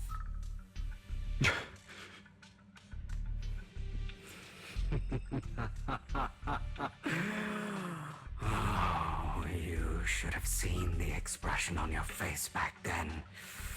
Oh, crazed and manic with utmost delight. I don't remember that.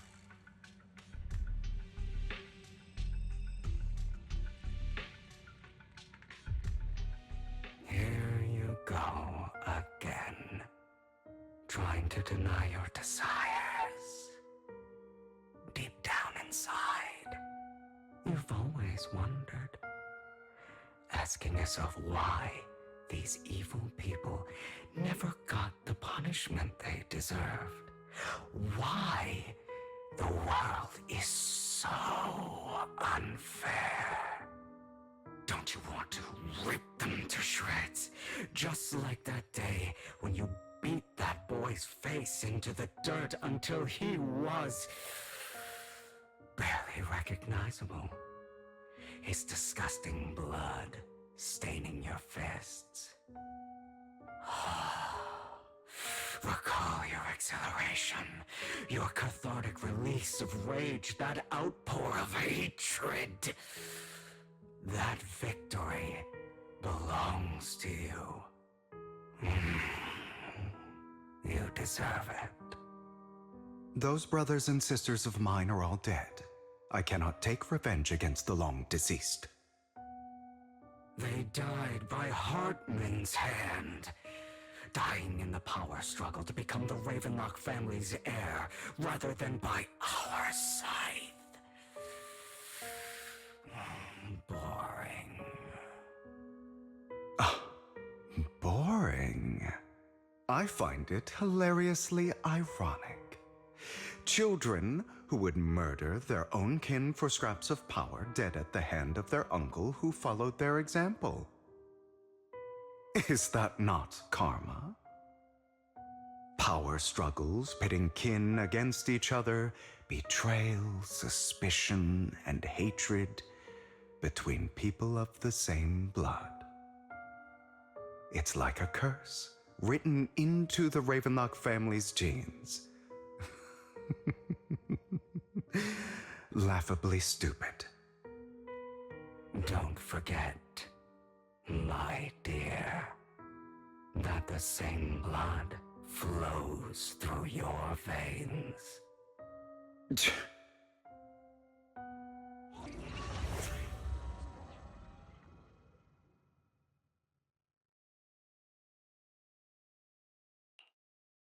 That's right, my dear nephew.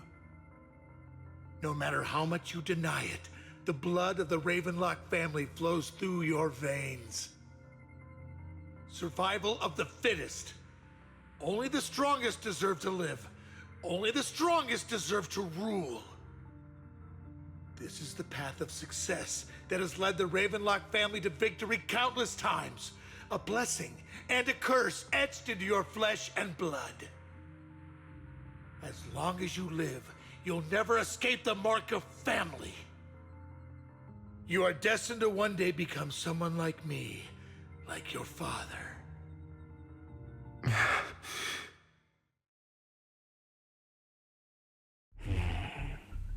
Is that fear I sense? I can see you trembling. Why does the Ravenlock bloodline terrify you so? I won't become like my father. Never. You won't become a failure like him. So relax. Our power eclipses him, and so does our ambition. So, do not deny your own desires. Do not resist your own ambition. This is the talent you were born with. The best gift fate has ever given you. Admit it. Deep within your heart lies a spark, yearning to ignite a raging inferno that will burn everything down. And I am that spark.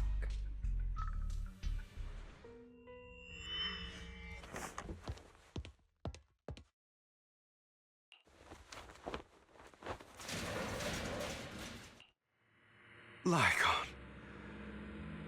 Never thought I'd be this genuinely thankful to see you.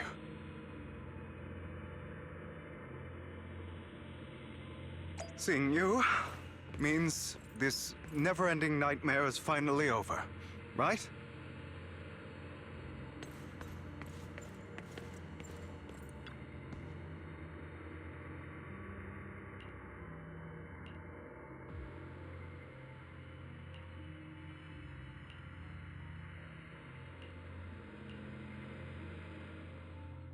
I don't want to hear something like that from you.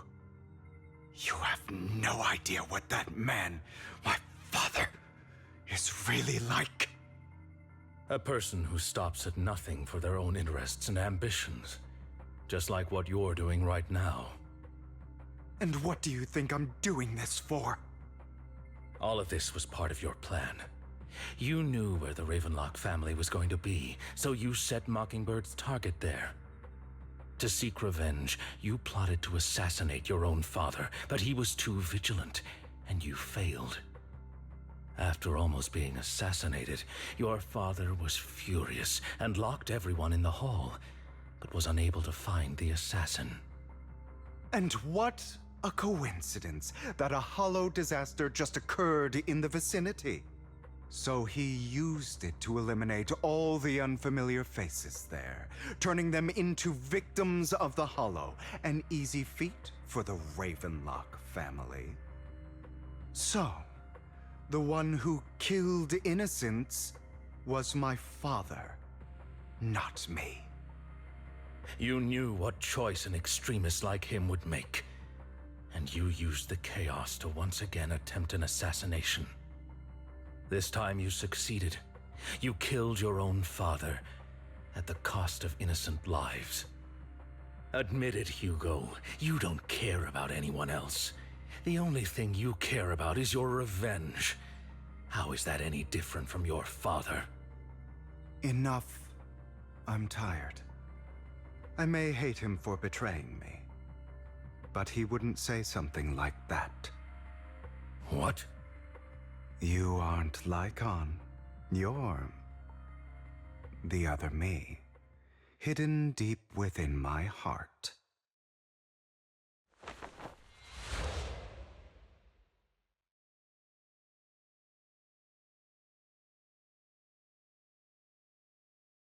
I've been waiting for you, my dear. It seems you've already grown accustomed to this place. Even turning the tables on me. Just as you said, you are me, and I am you. There's no such thing as having an advantage over oneself. We are ultimately one and the same. forever inseparable. Then you should know what I want to say. When you and Lycon split, you didn't even try to clear up the misunderstanding, didn't deny or argue against what he said. Because you realized that deep down, he was right about you. You just hadn't acted on it yet. Some people live only to bring more suffering into this world. Sometimes, murder is what brings justice back into this world. For that, I must stain these hands in blood.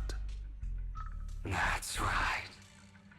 Just like what you said before you faked your death. Were those words really just an act?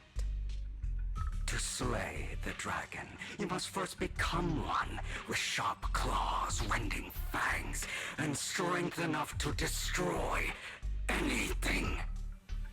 You know the truth better than anyone. If you hadn't hesitated and instead seized the first opportunity to kill your father, none of what followed would have happened. Innocent civilians wouldn't have died. Your partner wouldn't have lost an eye and both legs trying to save people.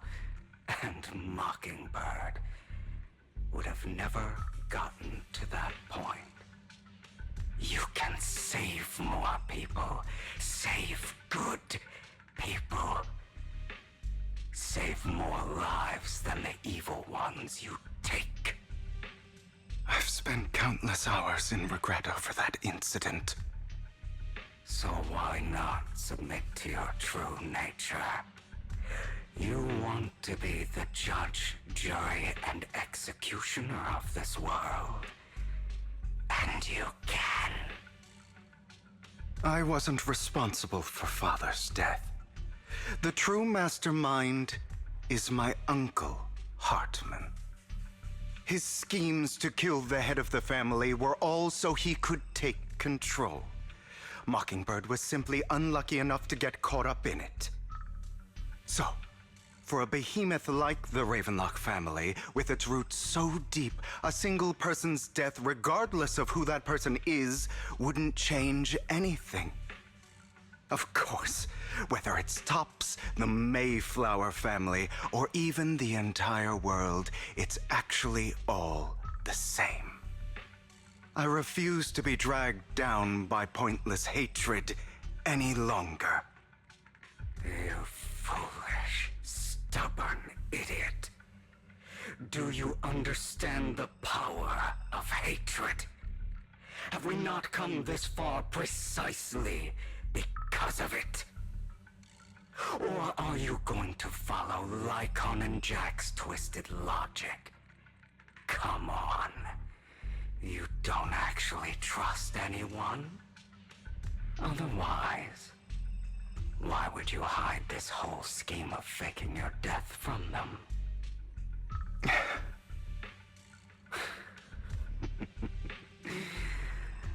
You've built an impenetrable wall around your heart, keeping everyone out. Of course you are right to do so. No one in this world can be trusted. Always. All you'll receive is hatred from your own blood and no love. Suspicion from your companions, and betrayal that comes all too easily. But the most ridiculous thing is that you want them to trust you. You stay silent and long for them to notice your suffering. You yearn for your companion's understanding and trust. Idiot. That's why you are incapable of exploiting them for your own ends. You care about their safety even more than your own.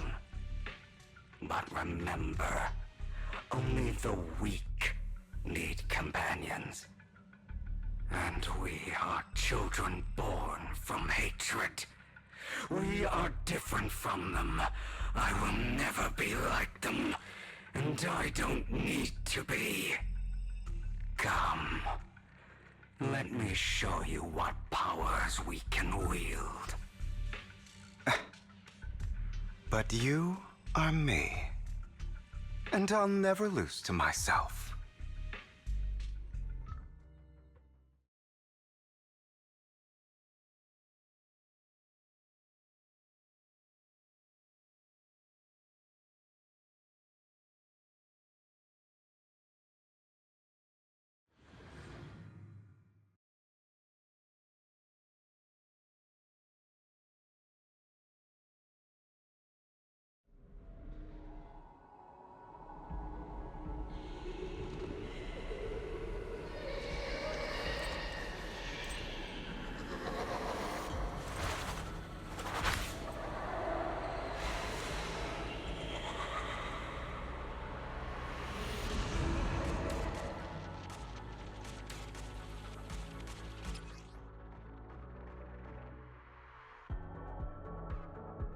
Think about all the injustice you've suffered.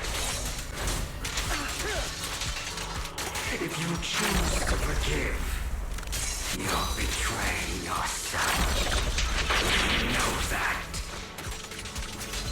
Letting you consume me would be the real betrayal to myself.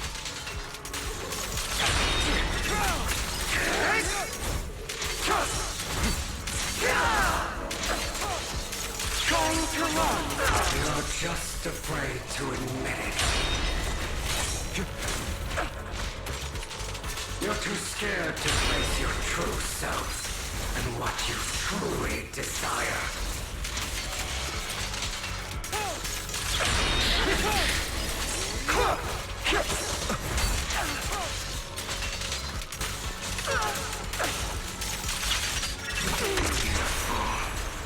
Are you trying to kill me?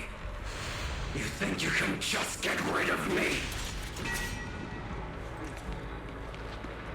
Without me, you are nothing. For what it's worth, thank you. Don't be afraid. You and I are inseparable. You're part of me, just as I am part of you. Fancy words won't change anything. No. It's not just platitudes. I finally understand now. Some pain only fades when it's seen. When it's accepted. So I won't fight you anymore. I won't hate myself anymore. Weakness, hatred, malice, strength, forgiveness, justice.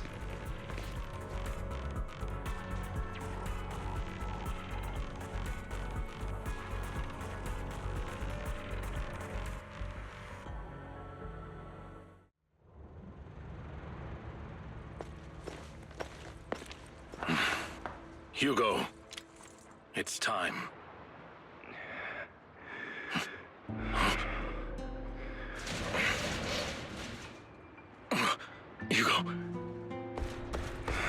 Hugo, you... Did I scare you? I made it through. I won. No praise from me, my dearest partner.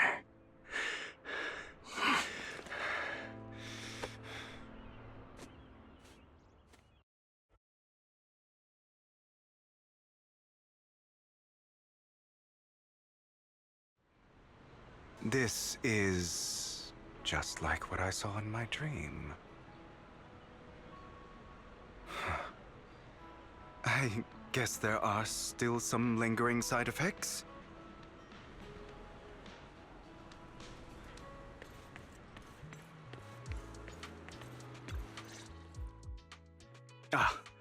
my former partner.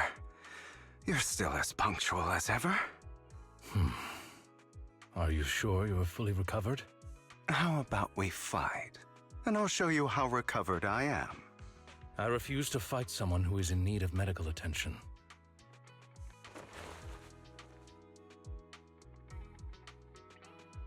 How thoughtful. I'm touched.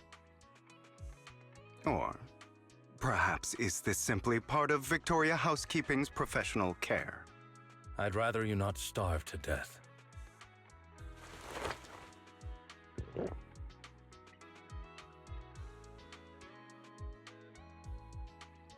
Not to your liking. I'm fairly certain this is the same kind as before. No. I've just gone too long without food. It feels a bit uncomfortable. Either way, thank you.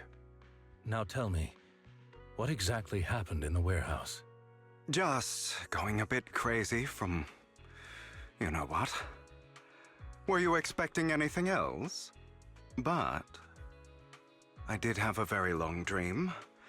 A dream about many things from the past. If I had to put it into words, it would be like giving myself psychological therapy. You seem like you could benefit from some too. How about it? Want to book a session with me? Trust me, I'm a pro. Seems you really have recovered. Well, of course. I'm feeling pretty great right now. Like I could argue with you all day on every petty detail of who exactly was in the wrong back then. I wanted to ask, what you said about Mockingbird before, when you faked your death, was that part of the act? Oh, you mean the part about how Mockingbird has never really changed anything or saved anyone. I didn't expect you to still be so hung up on this. Interesting. After all, it was you who chose to betray Mockingbird. To betray me. Just as I said before, I never considered Mockingbird a failure. Perhaps Mockingbird deviated from its origins, but it has its value. You shouldn't reject the things you've done. Or Mockingbird. I have contemplated this before. Yes. Mockingbird has helped some people and has genuinely managed to cause trouble for those who abuse their positions of power for evil. Yet those in high positions still possess immense resources, and the people we helped remain destitute and suffering, willing to become slaves to those in power for scraps. But just as you said, even if what we did was childishly idealistic and flawed, as little as we actually achieved, even the slightest change is by no means meaningless. Nothing holds more value to me than Mockingbird.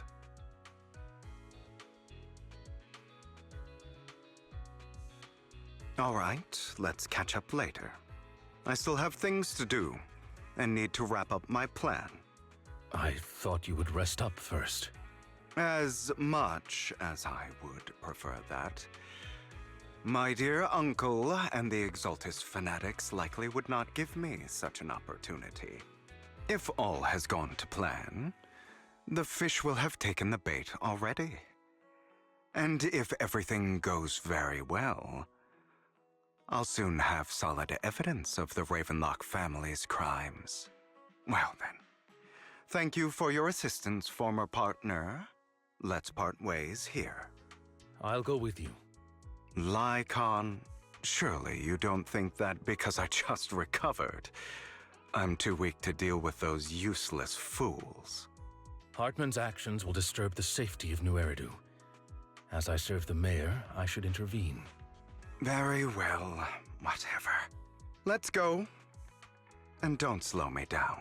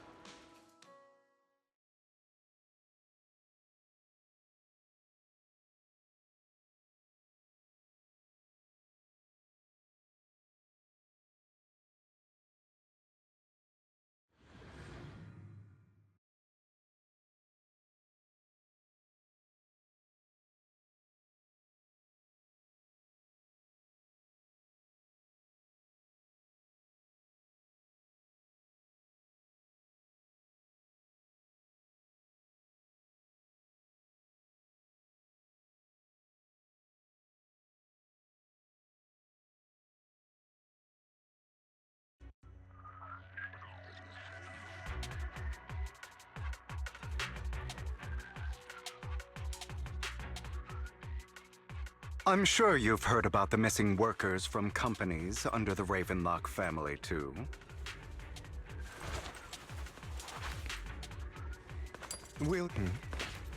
I know where they are.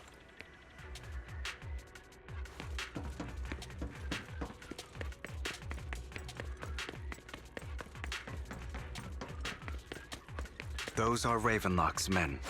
The workers with them are the victims who were tricked into going into the Hollow.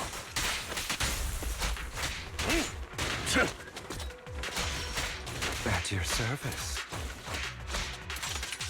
Come on, let's get them out of here.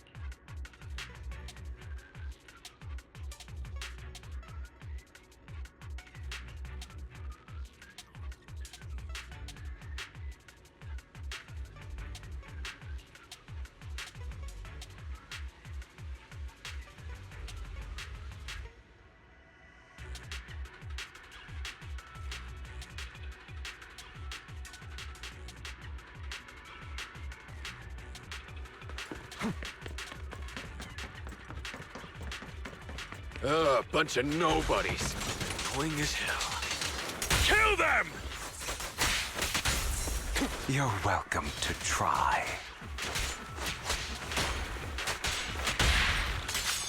Yep.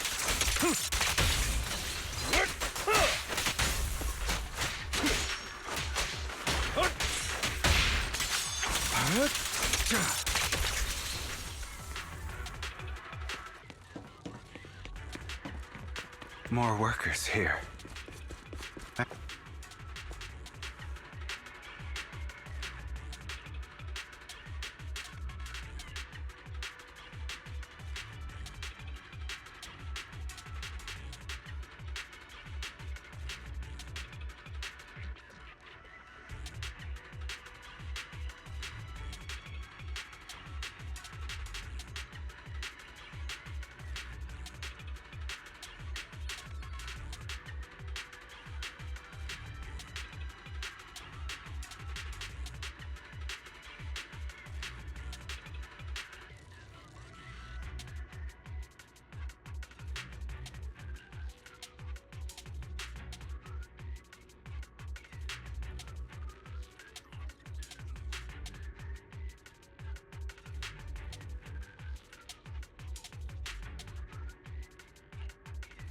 Is Hartman behind this, too? Of course. He threw them into the Hollow like offerings for the Exaltists. To him, those workers are just another resource, no different from the ether his company mines in the Hollow.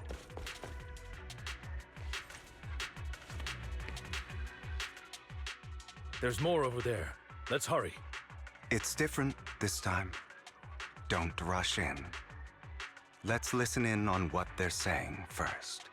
I still need more direct evidence to ensure the plan is absolutely foolproof. The compensation you promised, it's all real, right? All we have to do is follow you into the Hollow for some simple tasks, and you'll give us a huge sum of dennies. It sounds real suspicious. Shut your trap. You keep yapping and asking questions. If this is all so suspicious, why were you so eager to sign up for it? Because I don't have a choice. My daughter was previously caught in the Hollow disaster and suffered severe corruption. The treatment costs have completely drained our family's savings. So that's why... It's the same for me. A serious illness at a senior age. I need the money. Who would risk taking a job like this unless they were desperate? I'll do it. No matter how suspicious. As long as I can get paid, I'll do anything. Even risk my life! Wait, you people from the Ravenlock family, you're part of a big company in Tops. You wouldn't go back on your word, right? Don't worry, you'll get every dinny you were promised. But before we start, you all need to take this medicine first.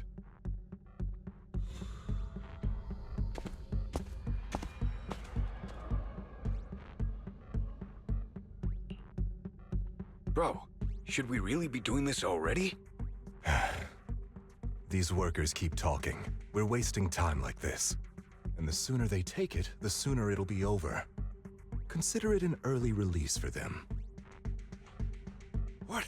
You didn't say anything about having to take pills before. Look, this is good stuff, all right? It'll increase your ether aptitude. There's tons of people who'd kill for something like this.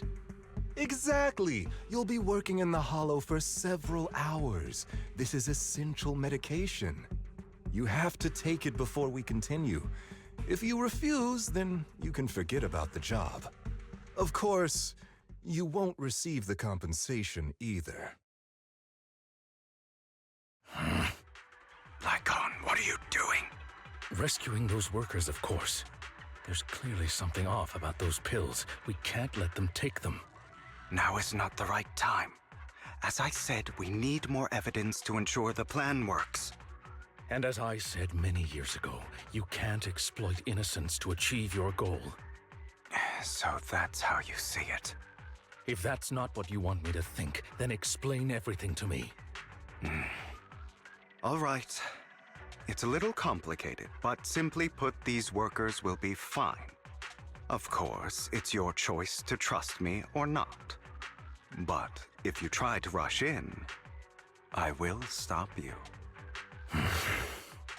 I trust you.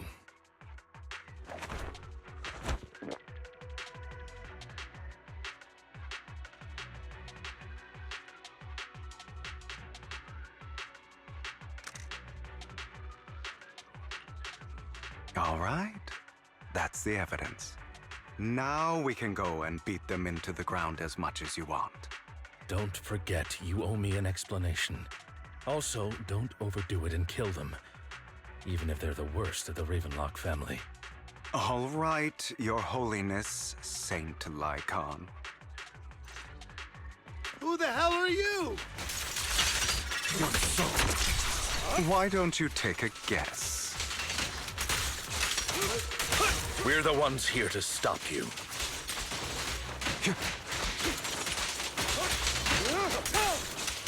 Can't remember the last time we worked this well as a team. Your legs? How are they feeling?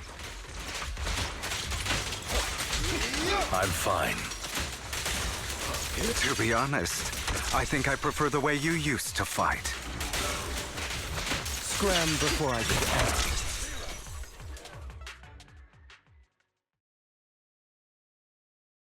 God damn it! Who the hell are you? How dare you mess with the Ravenlock family? Ravenlock.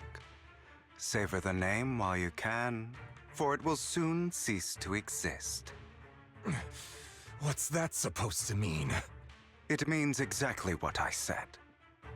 I think this might be good for you. Sever your ties while you can. You still have a chance to walk your own path. The family's honor comes above all else. Is that really what you think? I saw the compassion on your face just now. You're not from the main family, right? That's why you were assigned to these trivial tasks. But in reality, there's no need for you to keep playing this boring game for them. I don't have a choice. From the moment I was born into the Ravenlock family, You always have a choice, if you're willing to act. All right, let's end the small talk here.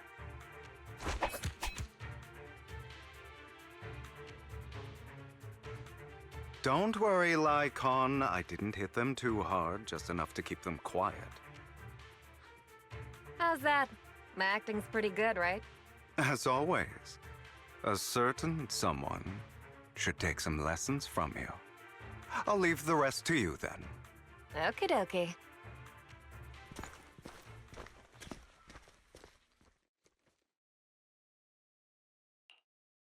Okay, now can you tell me exactly what's going on here? As you can see, that worker just now was actually an informant of mine. The pills were swapped out with vitamin tablets. Outside of this batch, some workers have already taken the actual substance Hartman has. But rest assured, the antidote for it is already in development. I found the best in the field to help, and with the data I collected before, we should have results soon. I wanted to ask. The reason you decided to lock yourself in a room and endure the effects of the drug, besides getting evidence, it was also to collect data on this drug in order to create an antidote, correct? It seems you're not completely beyond hope. I thought you were just being stubborn. Sometimes I wonder if you know me at all. Then, I have one last question. Why did you never tell me any of this back then? The truth is, I heard everything. That entire conversation between you and Jack. Before he passed away in that small attic. When Jack called you aside and gave you those warnings.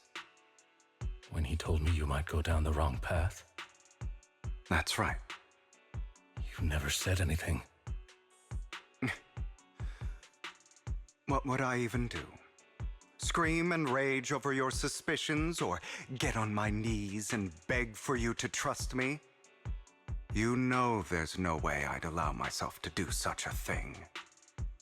Besides, back then, even I was confused about myself. Jack, It's all in the past. You don't need to explain anything to me. Enough. We should get going. If we're going to reminisce over the past, we should find a more suitable location.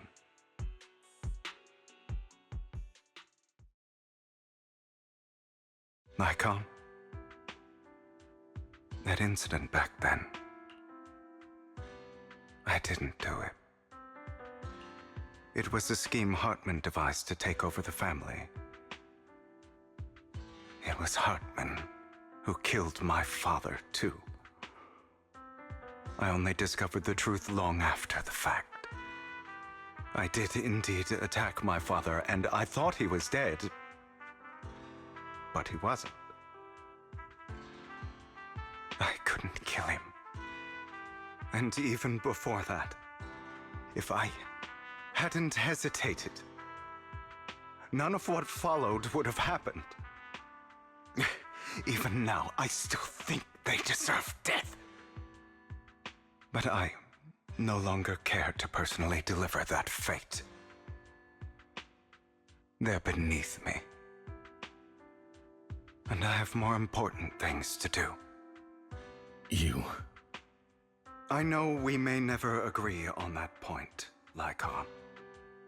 I once wanted to fight against those ugly truths that defined me, but I discovered that the more I rejected them, the more painful it became. So,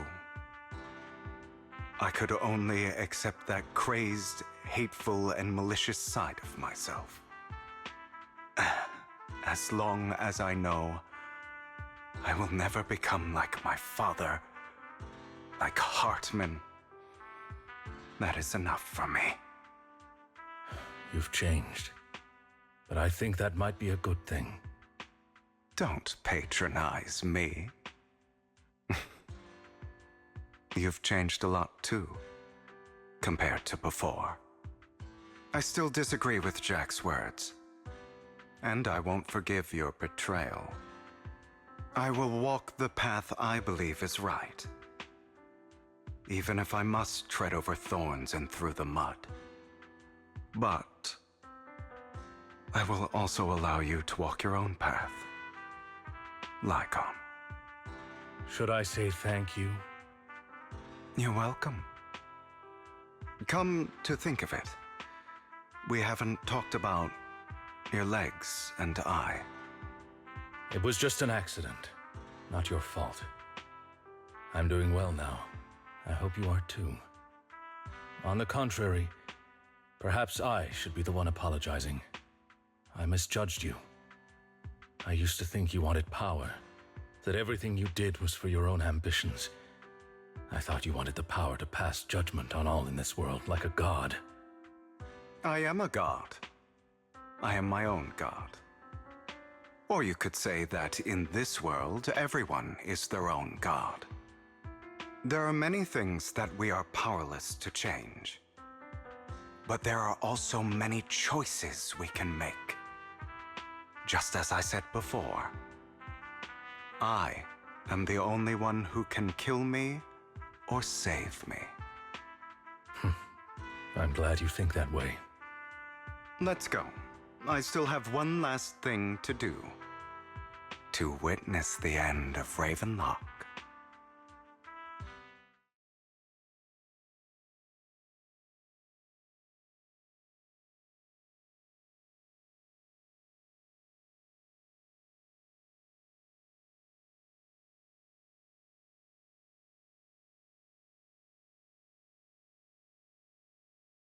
You really think you can take my place if I die? Never, you filthy bastard! Your little tricks mean nothing. As long as the Ravenlock family stands, I can still get back on my feet. You still don't get it, do you? This was never about avenging my father. And I don't care about taking your place. I didn't come this far just to kill you. That'd be pathetic. Right on cue. Why don't you take a look at this, Uncle? On behalf of TOPS, I'd like to clarify that we had no involvement in the Ravenlock family's actions. TOPS is officially terminating all partnerships with the Ravenlock family, effective immediately. We will have no further affiliation with them. Are you crazy? What the hell do you get out of ruining the Ravenlocks? You want to be a petty thief forever? Thief? Oh, Uncle. Allow me to reintroduce myself. I'm the name people whisper about. The one who robs the rich and gives to the poor. I'm the master con artist who can fool anyone, anytime. I'm the leader of Mockingbird. The one who turns every headline into my own stage. I have friends who'd catch me if I fall, partners who'd shed tears for me, and allies who always have my back. I am Hugo Vlad. You're the one who needs the Ravenlock name. I never did. You ungrateful bastard! You should have never been born. You flatter me. Same goes for you, Uncle.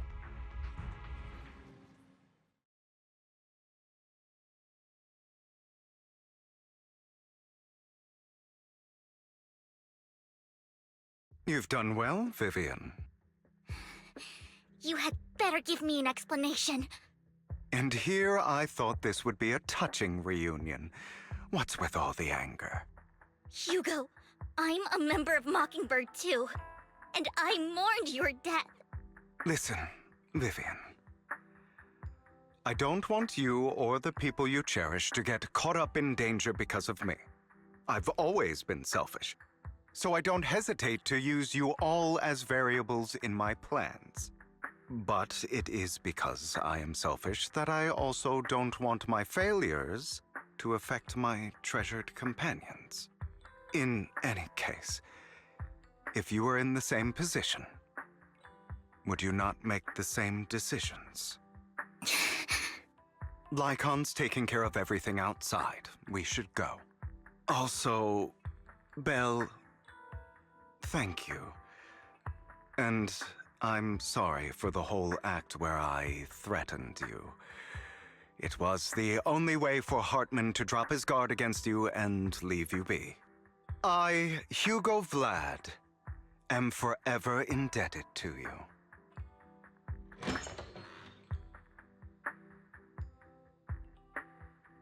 Master Proxy, although it is late, there is some important intel that I must give you now. So, Lycon, you knew about Hugo's plan to fake his death? I was simply playing along. After all, I could not determine whether Hugo's plan would pose a threat to you. You are a student of the mayor's late friend, and I am obligated to protect you. You still have that habit of finding awkward excuses when you're embarrassed. Mr. Hugo Vlad, if you have any important intelligence to share, please do so with haste. I need to return to rest before midnight.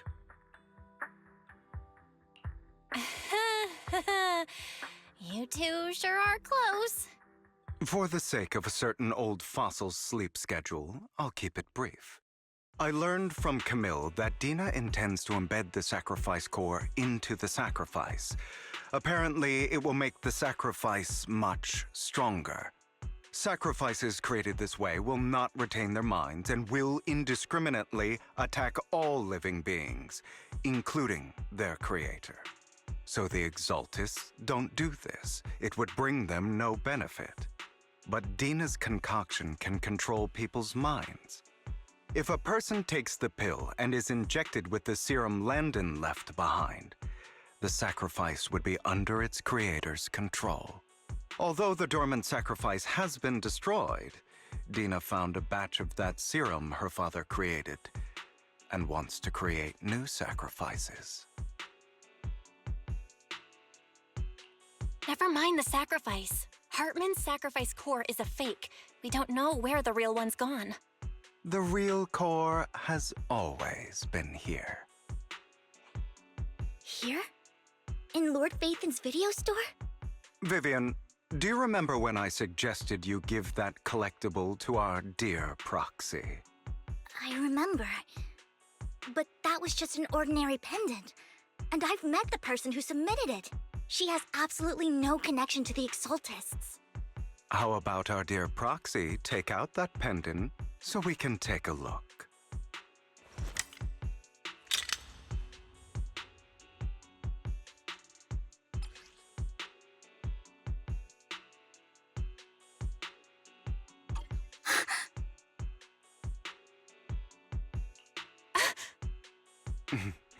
I'll take your surprised expressions as a compliment for my little trick. I will hand over this core to the mayor as agreed, since he fulfilled his promise to protect Vivian and the manager while I was pretending to be dead. I won't go back on my promises. No wonder the mayor would promote rhetoric favorable to Mockingbird. I can't believe I thought he was actually being sincere. Since we have the sacrifice core, all we have to do now is stop Dina from using innocent people to make more sacrifices. Yes, and we need to destroy the last batch of Landon's serum. Hopefully with no options left, Dina will give up her obsession. All right, that's the important stuff. I'm going to go and confirm where Landon's serum's been stashed. I'll contact you again once I have something.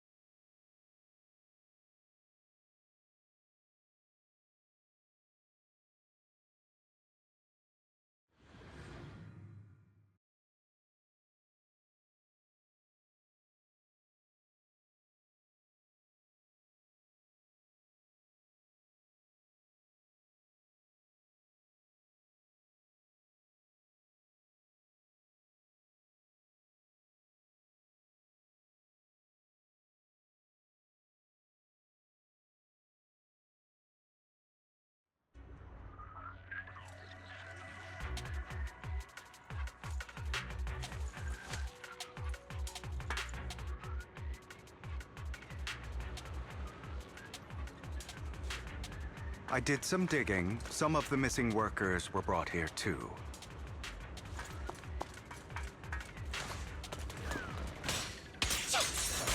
Dina's getting ready to make her move. Don't worry, we'll clear them out.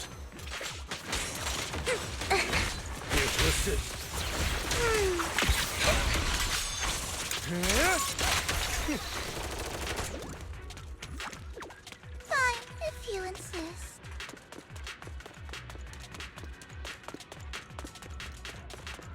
They're trying to destroy the goods!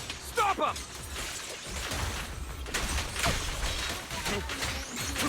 We need to take care of the guards first. Some of the serum is stored in this warehouse.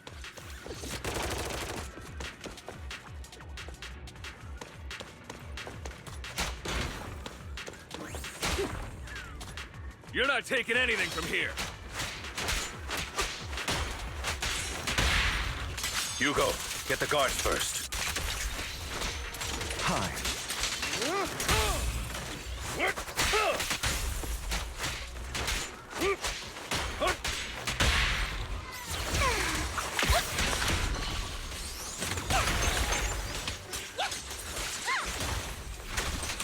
Say no more. You just stepped into your own graves!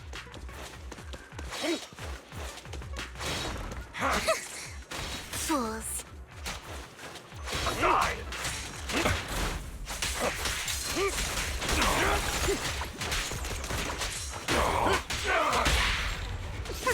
A boring opponent. Heads for flowers that bloom in the abyss.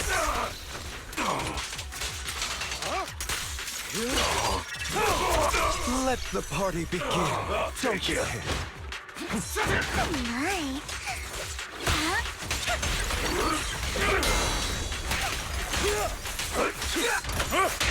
This power?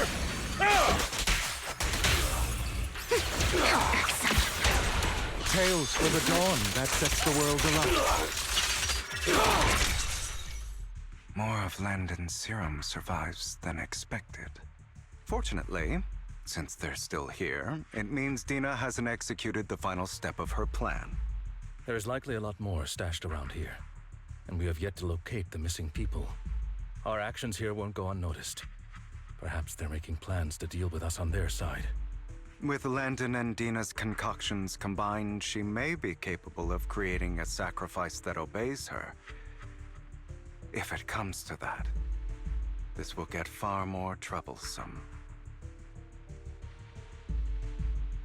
How about we split up? Hugo and Lycon will destroy what remains of the substance around here, and Vivian and I will go search elsewhere.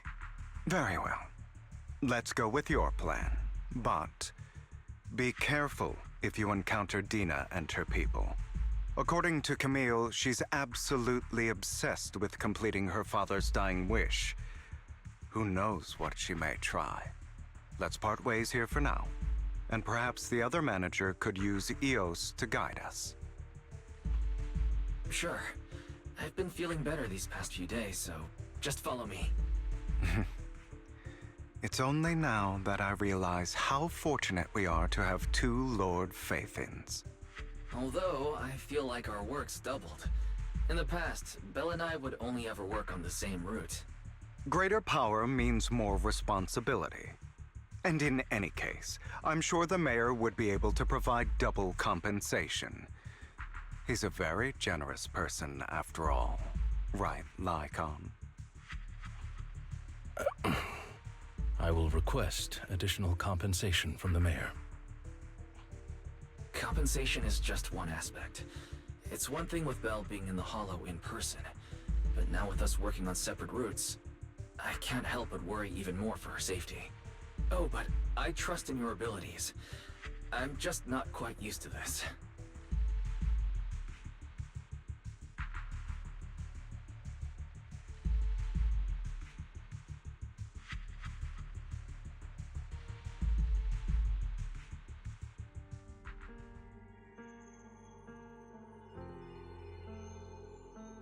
This is the future I saw. Lord Pathan.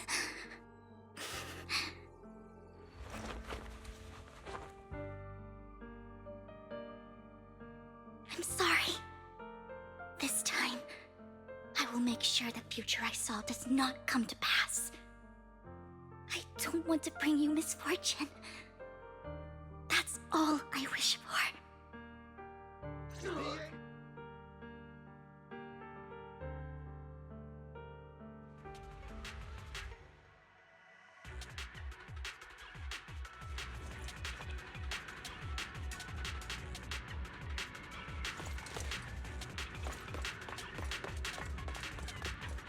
Leave this to me, Lord Phaethon.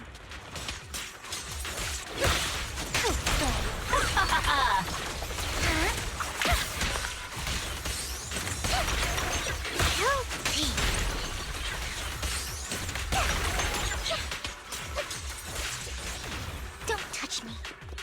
Lord Phaethon, there might be more serum here. Fool. How dare you steal from Lady Dina! I'll try to go easy on you. No promises.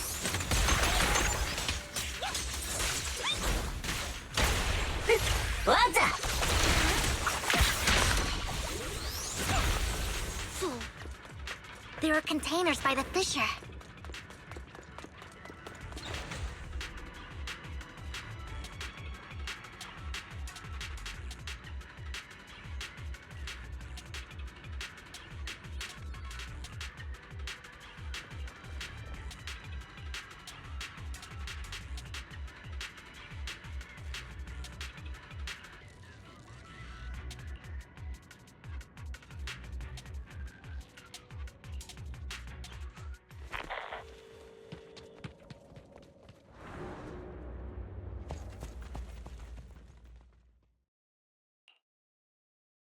It must have been tough for you to find this place.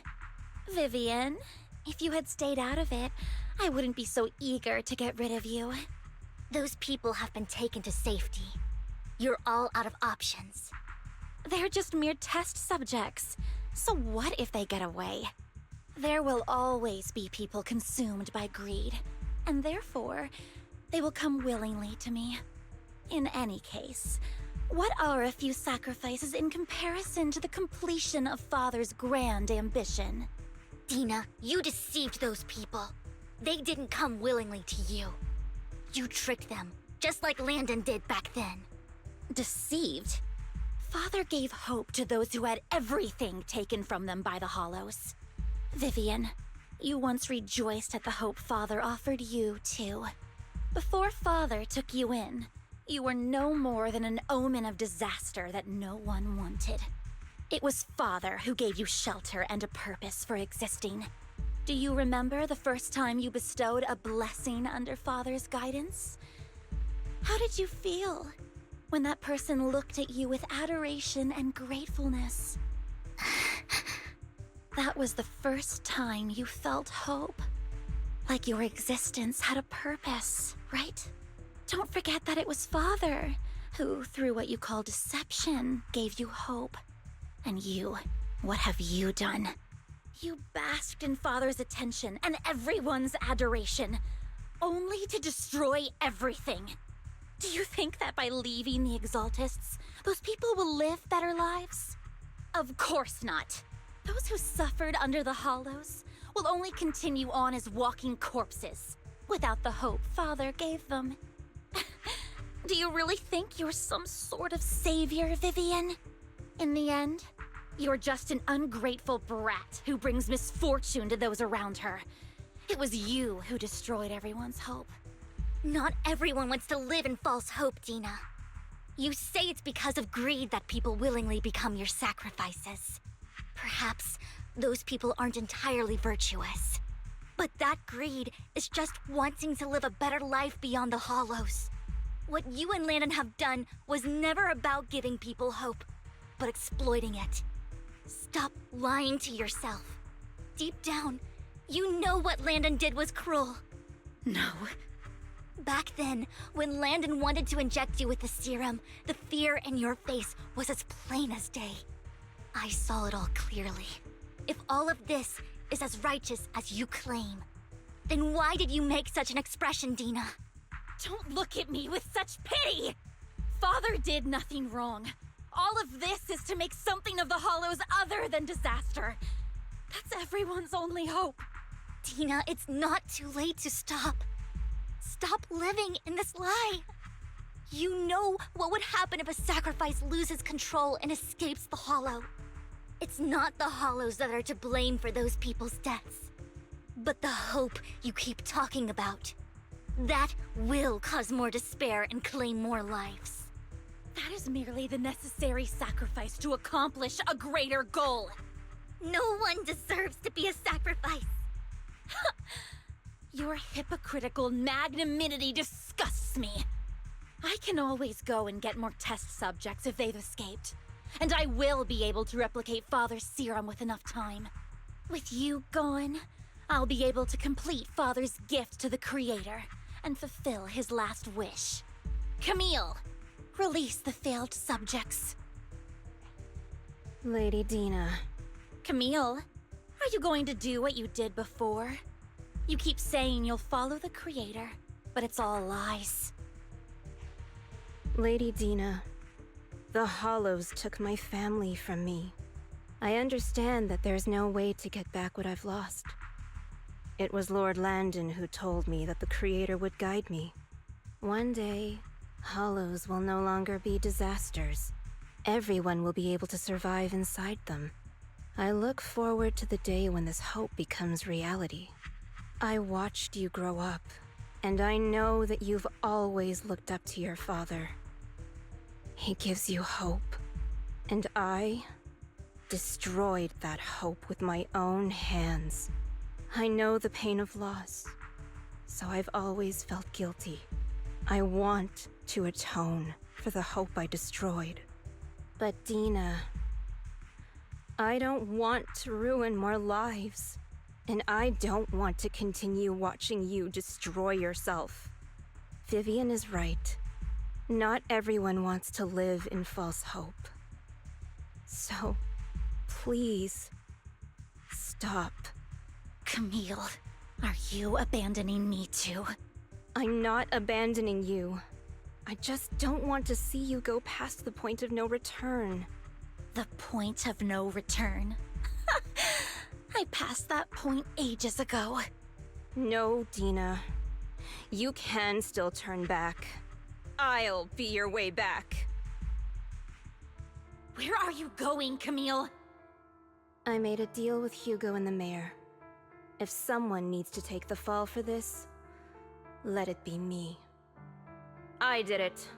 All of it. I've been forcing Landon's only daughter, Dina, to research how to create sacrifices. I colluded with the Ravenlock family for my own gain. Everything Dina did was under duress. Since I've kept her captive for so long, she doesn't have the skills to survive as an independent member of society.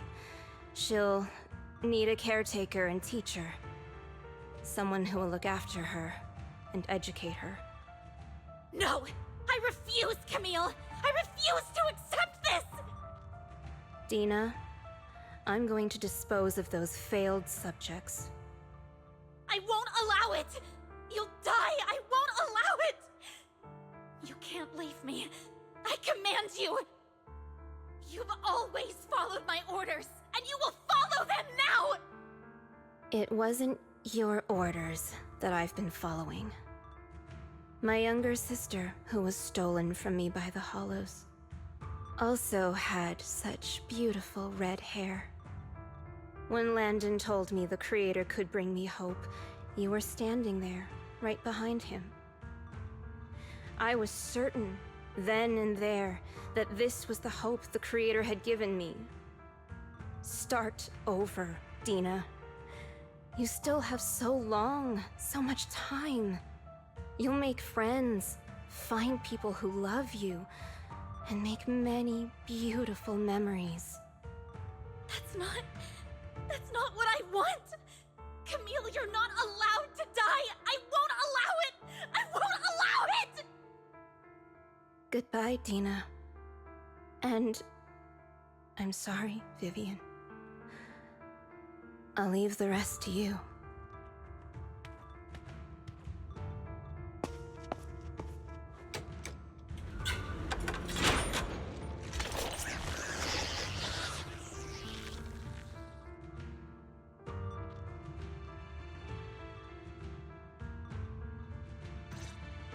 take out these ethereals first. We can't let Camille's efforts go to waste. Don't you know? Keep my dress dirty and you'll pay.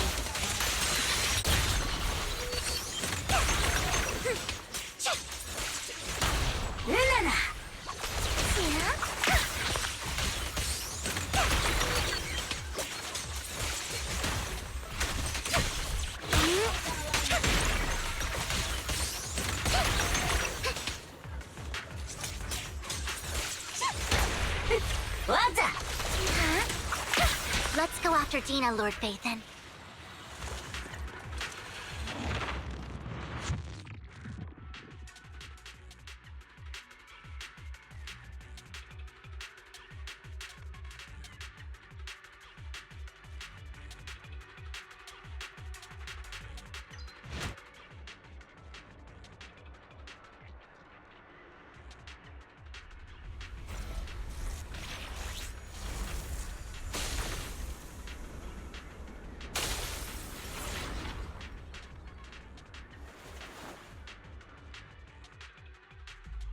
Are you satisfied now, Vivian? You were the one who brought yourself to this point. You're saying this is all my fault? Losing my father, losing Camille. I wish you had never come into my life. At first, when Father brought you home, I was happy. There are so many Exaltists, yet Father never allowed me to get too close with any of them. I never had any friends either. But when Father brought you back, he told me to take good care of you, that you were my first friend. I was also so happy the first time you took my place in helping Father select a person to receive the blessing, because it meant you were different from all those other people. You could stay with me. But soon, I grew jealous. You took the attention that should have belonged to me. You even took Father's love from me. It's only because of my ability that Landon... I know, but... Vivian, jealousy is something you cannot control. Of course, the same goes for fear and hatred. I was terrified that one day you would look at me and shed tears. I knew if that day ever came, Father would not hesitate to force the blessing upon me. And when that day did come, I hated you for causing my father's death. Tina, you knew everything about what happened back then, so... why are you still defending Landon? And why didn't you tell me back then? If I had known earlier, maybe I could have found a way. Because... it's the only thing that makes me more special than you, no? It proves I had Father's trust. I was more useful to him. Vivian, you said you wandered without a home ever since you were young, hated by anyone you encountered. You were happy to gain recognition from everyone and help Father when you were among the Exaltists. But in the end, you discovered you were being used. So you felt betrayed and hurt. Then, what about me? All I ever had was my father. I've never known a life outside of the Exaltists. Ever since I was young, my only purpose was to help Father select who was to be blessed. The only purpose I had was my father and the Exaltists. I've never been taught anything else, Vivian. It is what little value I have, and have ever had. In the end, you took even that from me, and completely destroyed it. You think you're doing good and fighting evil. You've only managed to affect a small part of your world. But have you ever wondered if maybe that's all there is to my world? I never wanted to hurt you. You were also my first friend. And that's why I wanted to save you back then. Save me? You and Camille all talk about saving me. Why don't you understand? To me, loss is so much more painful than death. Tina, You can start over. Everything Camille did was so you could live on. Let's leave the Hollow together. There are so many amazing places in New Eridu. This time, I'll take care of you. I've also met so many amazing people. I'm sure they'll love you too. Okay, Dina? Vivian, I can't forgive you. And I don't want to forgive you. I have nothing left.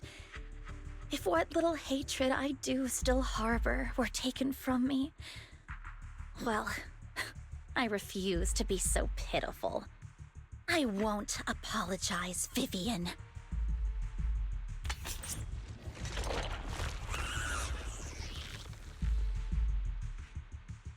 I don't want to hate myself, so I can only hate you for killing my father, and hate Camille for leaving me.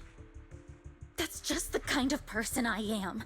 Hateful and despicable. I refuse to owe anyone anything. I refuse to feel regret. I won't. Vivian, I will keep hating you. I will take all who are precious to you. I will also hate Camille, so I won't do as she wished and start a new life.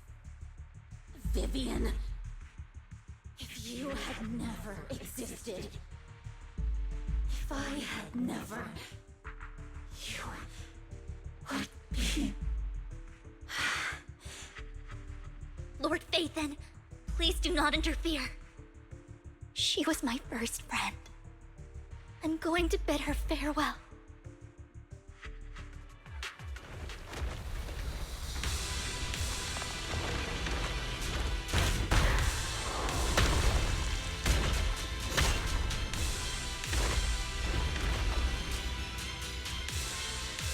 Dina, soon the pain will be over. Lord Phaethon, don't come any closer!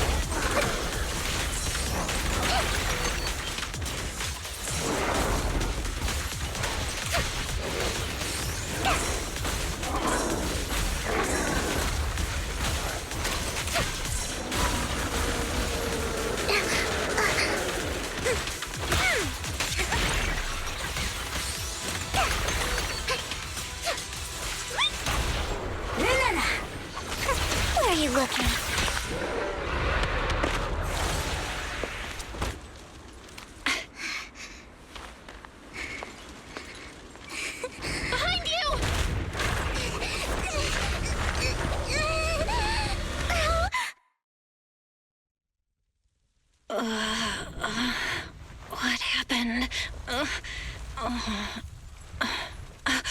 What the...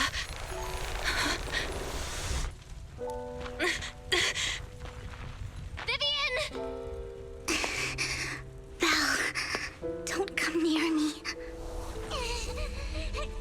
This is my own choice.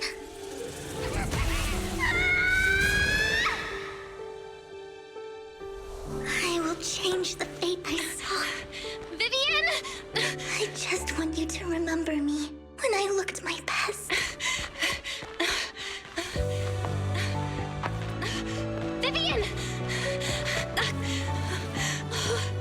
Vivian, your body. I'm sorry you had to see me like this, but I don't want to be the one that only brings misfortune anymore. No, please. No. It's so warm, and the night is beautiful.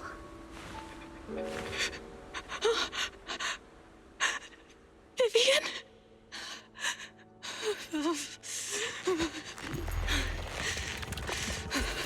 No.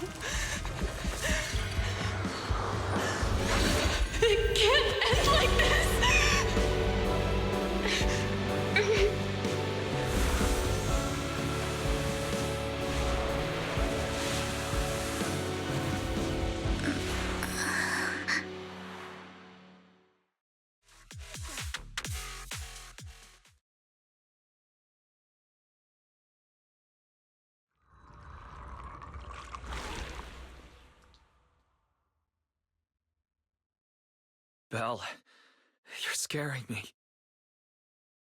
Belle, I'm so glad you're awake. What happened? I remember Vivian and I... Wait, where's Vivian? She injected herself with Landon's serum! Hugo and Lycon brought you out of the hollow. You were in a coma and... I'm so glad you're safe. And you said Vivian used the serum on herself? But she looked fine to me, barring a couple of scratches. Hugo sent a message earlier saying he got her checked over, and she was all right. Can you recall what happened? The situation was dire, so Vivian used the serum on herself to defeat the ethereals. I saw the crystallization process starting to occur. And then I can't describe it, but I think I saw something. At the time, all I was thinking about was wanting to remove the crystals from Vivian. I don't even know what I did. But then I passed out, I guess. What happened after that? When I led Hugo and Lycon there, it was just you and Vivian lying on the ground. We didn't see anything else. Never mind that for now. Belle, do you feel any discomfort? Just a bit dizzy. For tonight, just get some rest. Hugo and Vivian said they'll come over tomorrow, so we'll discuss everything then. Okay. Good night then.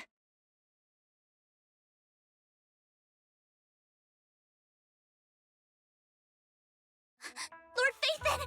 How are you feeling? No headaches? Leg pains? Heart palpitations? Loss of appetite? Vivian? I was just so worried. Sorry. Anyway, Lord Phaethon, I'm so glad you're okay. What happened this time was all my fault. You only became an ethereal to defeat Dina. If it weren't for you, neither of us would have made it out alive. So, what happened? Belle said she saw the crystallization process start, but I didn't see anything through EOS. Hugo, Lycon, did either of you guys see anything strange? Allow me to explain. Miss Vivian told us what happened after she awoke, and the mayor arranged a full medical checkup for her. Based on the results, Miss Vivian indeed shows mild corruption sequela. But if the crystallization process had already started, the lingering effects should be far more severe. To be precise, if the process had already reached the point of mass surface crystallization, it should have taken no time at all to become an ethereal. So, the mayor theorizes that it was the etheric energy within Master Proxy's body that affected Vivian's condition and the surrounding etheric particles, causing Vivian's corruption to recede.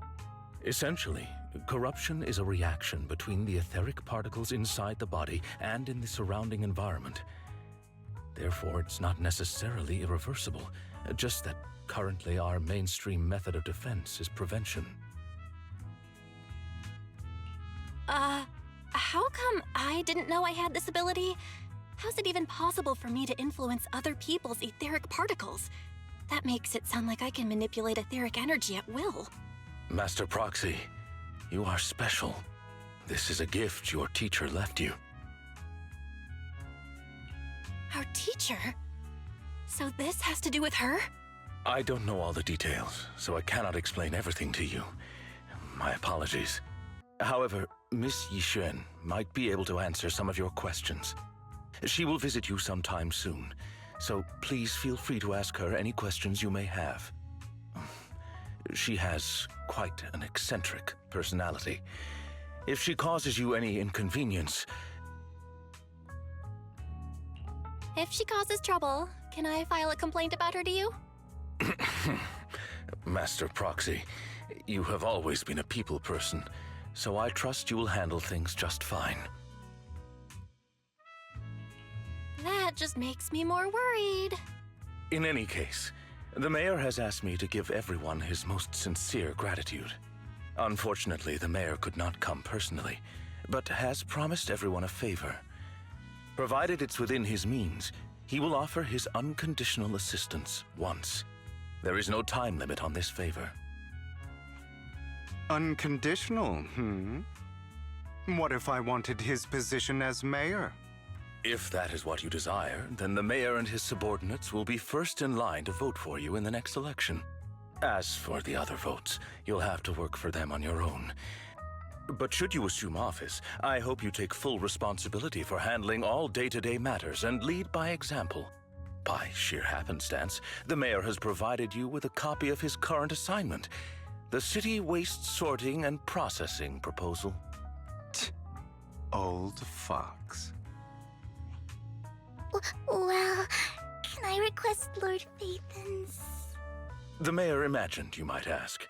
I have prepared all the necessary documents, and the ceremony expenses will be covered by the mayor as a gift.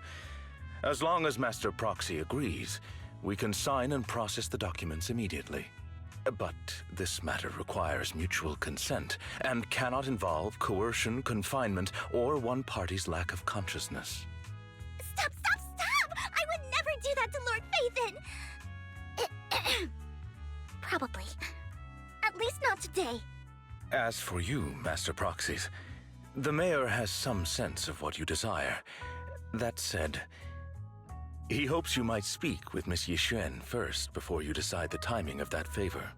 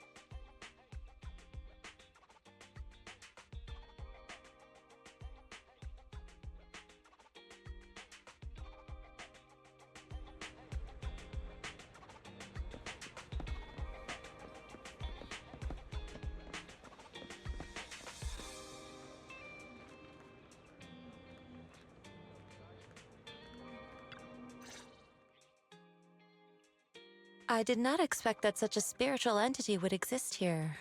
It appears this street is a geomantic gem. A spiritual entity? His name is Howl, and I guess you could say he's a neighbor of mine. Is there something special about him? No, I was simply a bit surprised. It's rare to find such an intelligent individual of this breed. Even huskies can be really smart. Howl is proof. You're right. Yet, being overly intelligent comes at a price. It must stay here for prolonged periods of time, parted from its owner, and unable to move about freely. Both a blessing and a curse. However, it seems quite happy. We've strayed a bit off topic. Since you're back, let's discuss our partnership.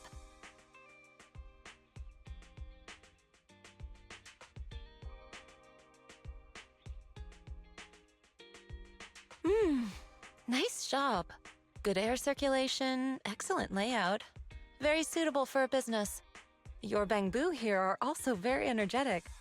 It seems your fortune is good when it comes to wealth. Didn't expect you to understand feng shui. Thank you for your blessings. But who exactly are you? I suppose this is our first official meeting since parting ways in the Hollow. Now that both of you are present, allow me to reintroduce myself. My name is Yi Xuan, a mystic from Yunquei Summit. Wait, mystic? Like those people in movies who can tell your fortune and go around blessing people? This is my first time meeting one in real life. But what's Yunquei Summit? Just an ordinary sect of the mystic arts.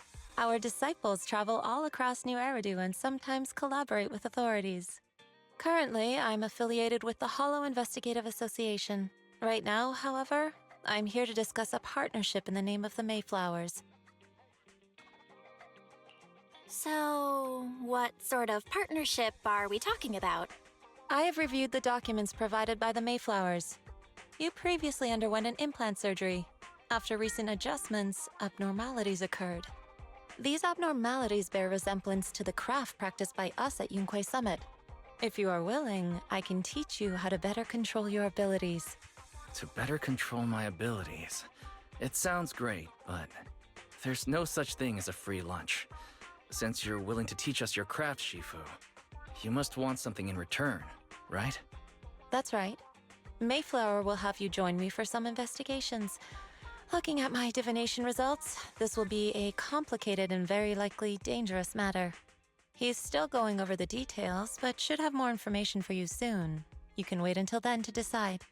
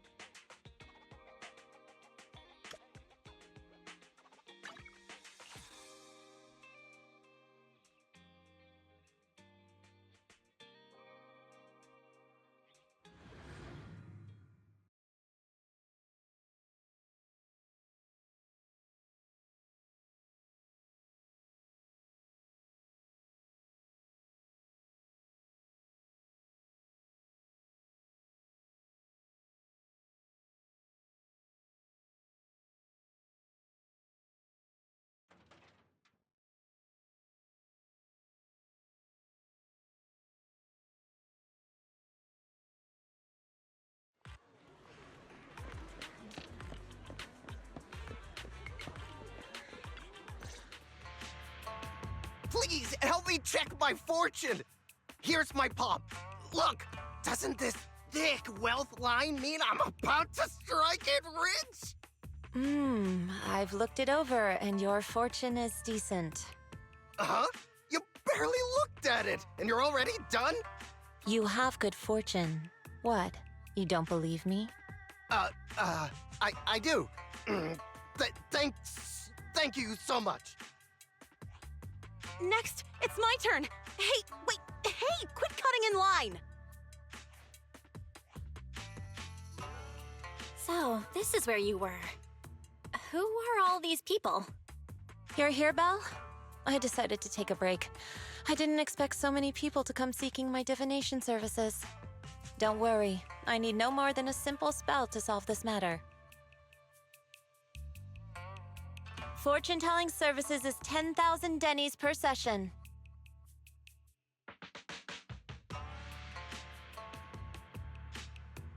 All gone?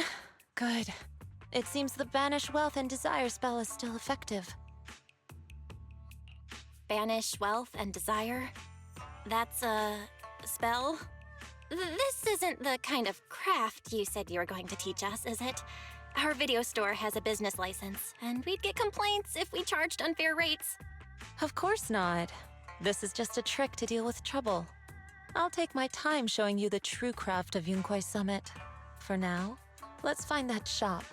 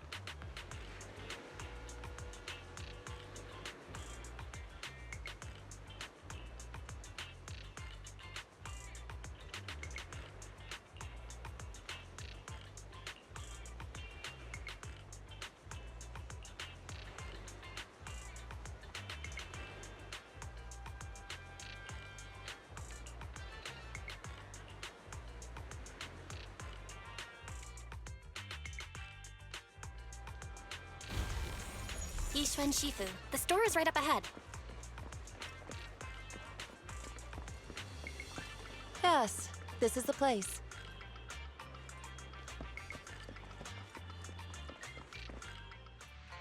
Ah, this is the one. Seems it's closed. Another wasted trip. Not necessarily. 1 second, please.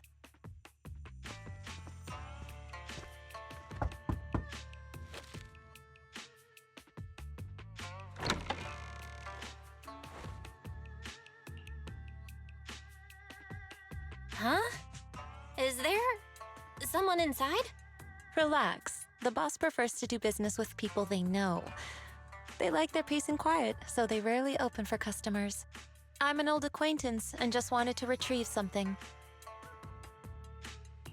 What a strange private business. Shifu, what exactly are you retrieving? Just some things needed for our future investigations. You'll know in time. Really? Shifu, I feel like you're always so mysterious. Rest assured, I'm not hiding anything from you. It's simply because the correct time has not yet arrived, so there is no need to rush. Since we've already obtained what we came for, let's part ways here. There will be plenty of time in the future. We will certainly meet again.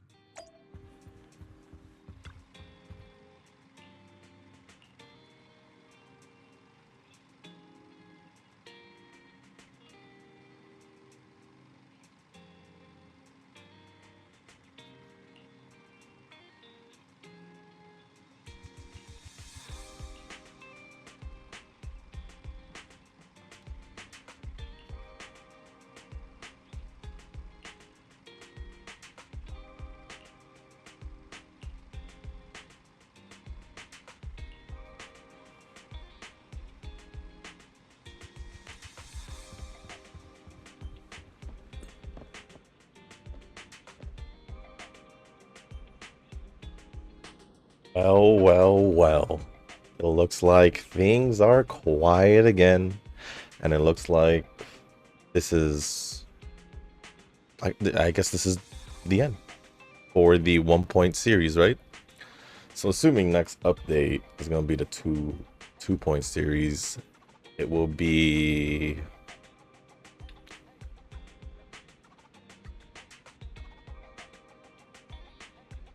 like 2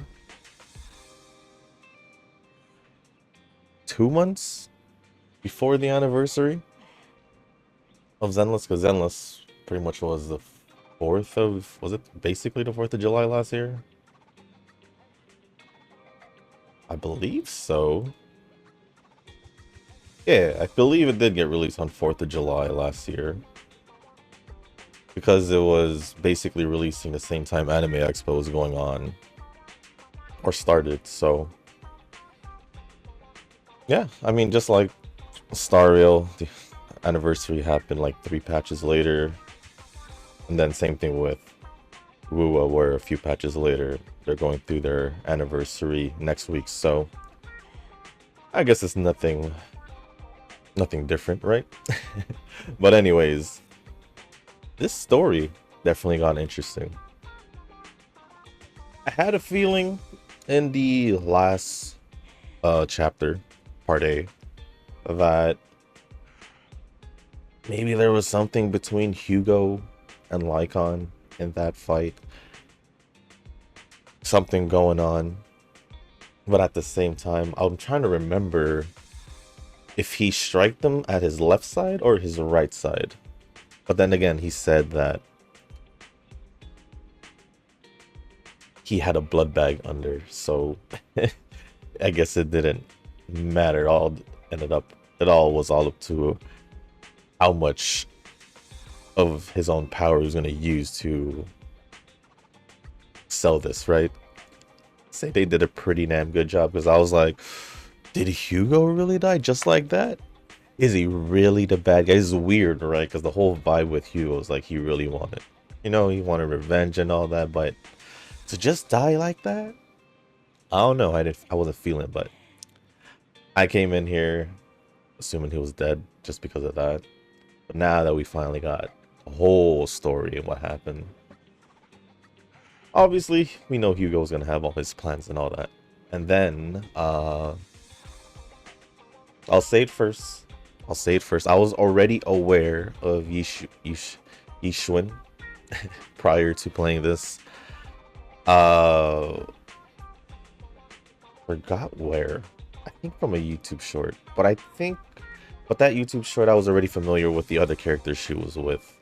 So coming into the story, when I saw her, I was like, oh. But and yes, she's for sure. I'm for sure pulling for her. If she's gonna be in 2.0, then I will assume she's gonna be in phase 1, and we're definitely gonna be pulling for her. Which is perfect, because next phase should be Hugo. So, and even though he seems like a good character to use and all that, I'll be fine. Don't need another ice character with me. I'll be around, so I'll be chilling with ice focused DPS. Other than that, a lot of stuff with the whole Vivian story. And about Hugo as well. A little bit more details on Hugo's story, because what we knew was like he killed his father and all that, but he said he didn't because he hesitated, and that Hartman was the one who really did kill him instead and all that. But Vivian did not expect her to be part of the Exaltus. That was definitely one thing that's caught me off guard. But she left them after she figured out the truth and just wanted to stop him from then on. So does that mean we have stopped the whole sacrifice thing? Because we are in possession of the sacrifice core. I'm pretty sure there's probably still some followers out there, maybe? What do you guys think? There's still followers out there? Maybe, most likely. But I think maybe we just dealt with the main threat? Maybe? I'm not sure. Not sure, because pretty much the only thing I know what's going on is that has something to do with Yi Xuan. Apparently something about their teacher, and now back to Vivian, the whole thing she did, injecting herself with the serum to save Belle. In this case, it would have been wise if we were using wise, but to save basically the protagonist from the vision she saw from earlier. Remember, she had a vision of something falling on top of Belle. That's why she took the serum. And eventually she was supposed to change after injecting herself with the serum, defeating Dina with that serum power boost, whatever. But something about the implants that Belle had, I'm just saying Belle because Wise was Eos with Lycon and Hugo, and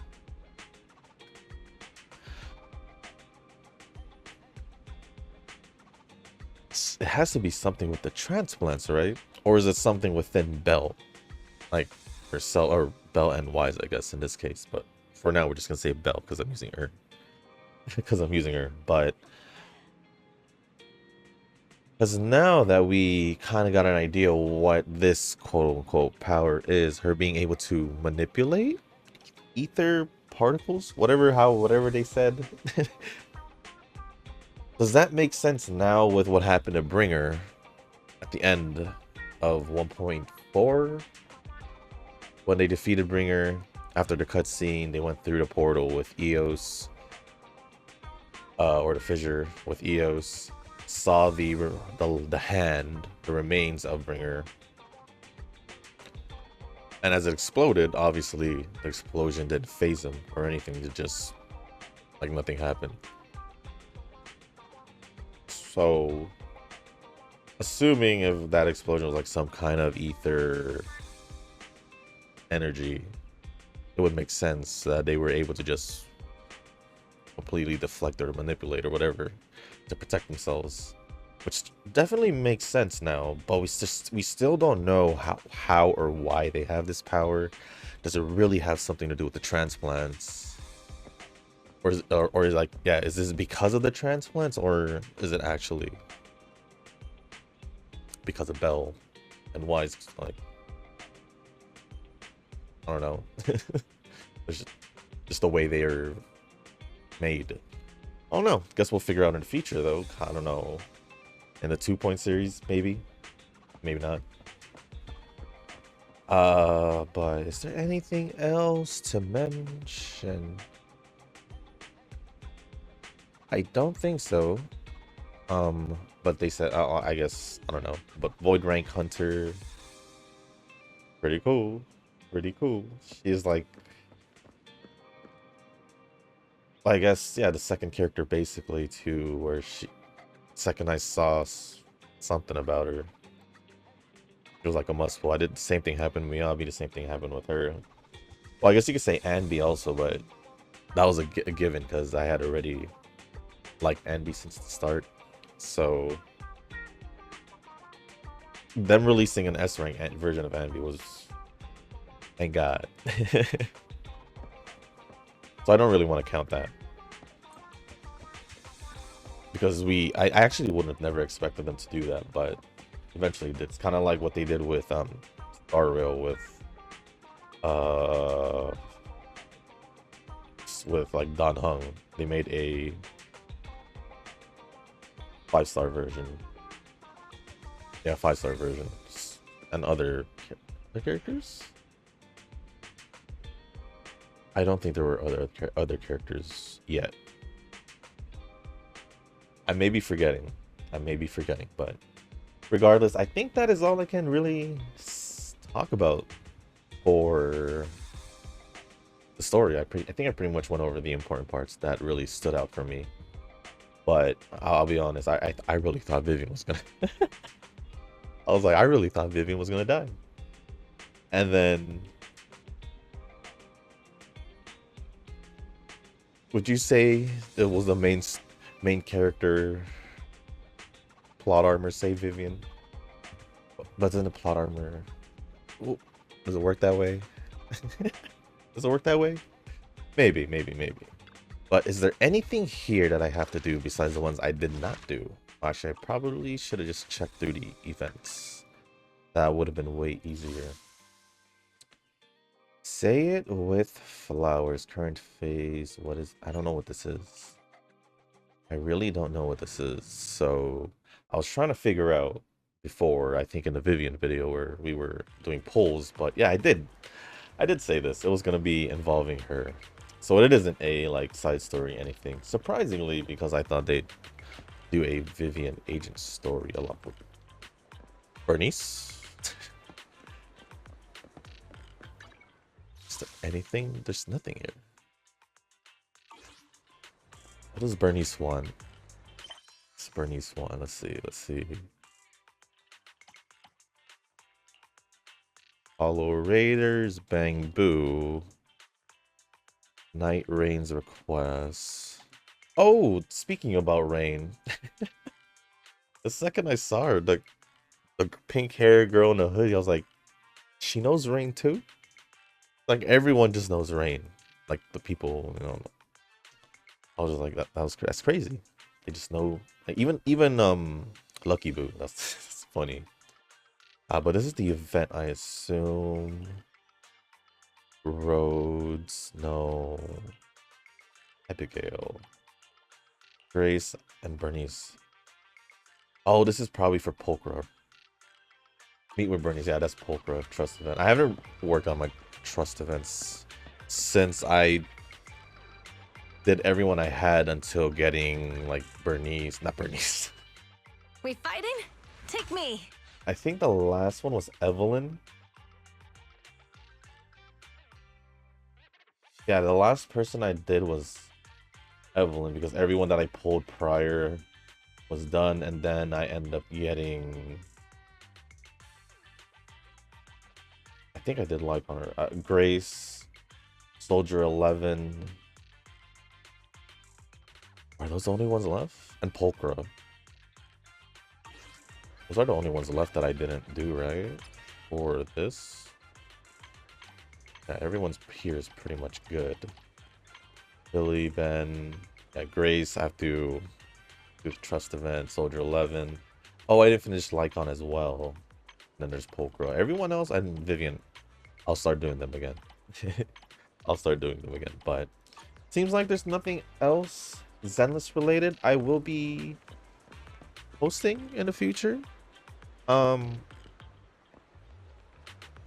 But just curious if you guys want to see like Shield defense being done. Just to see if you guys are curious. Let me know down in the comments down below.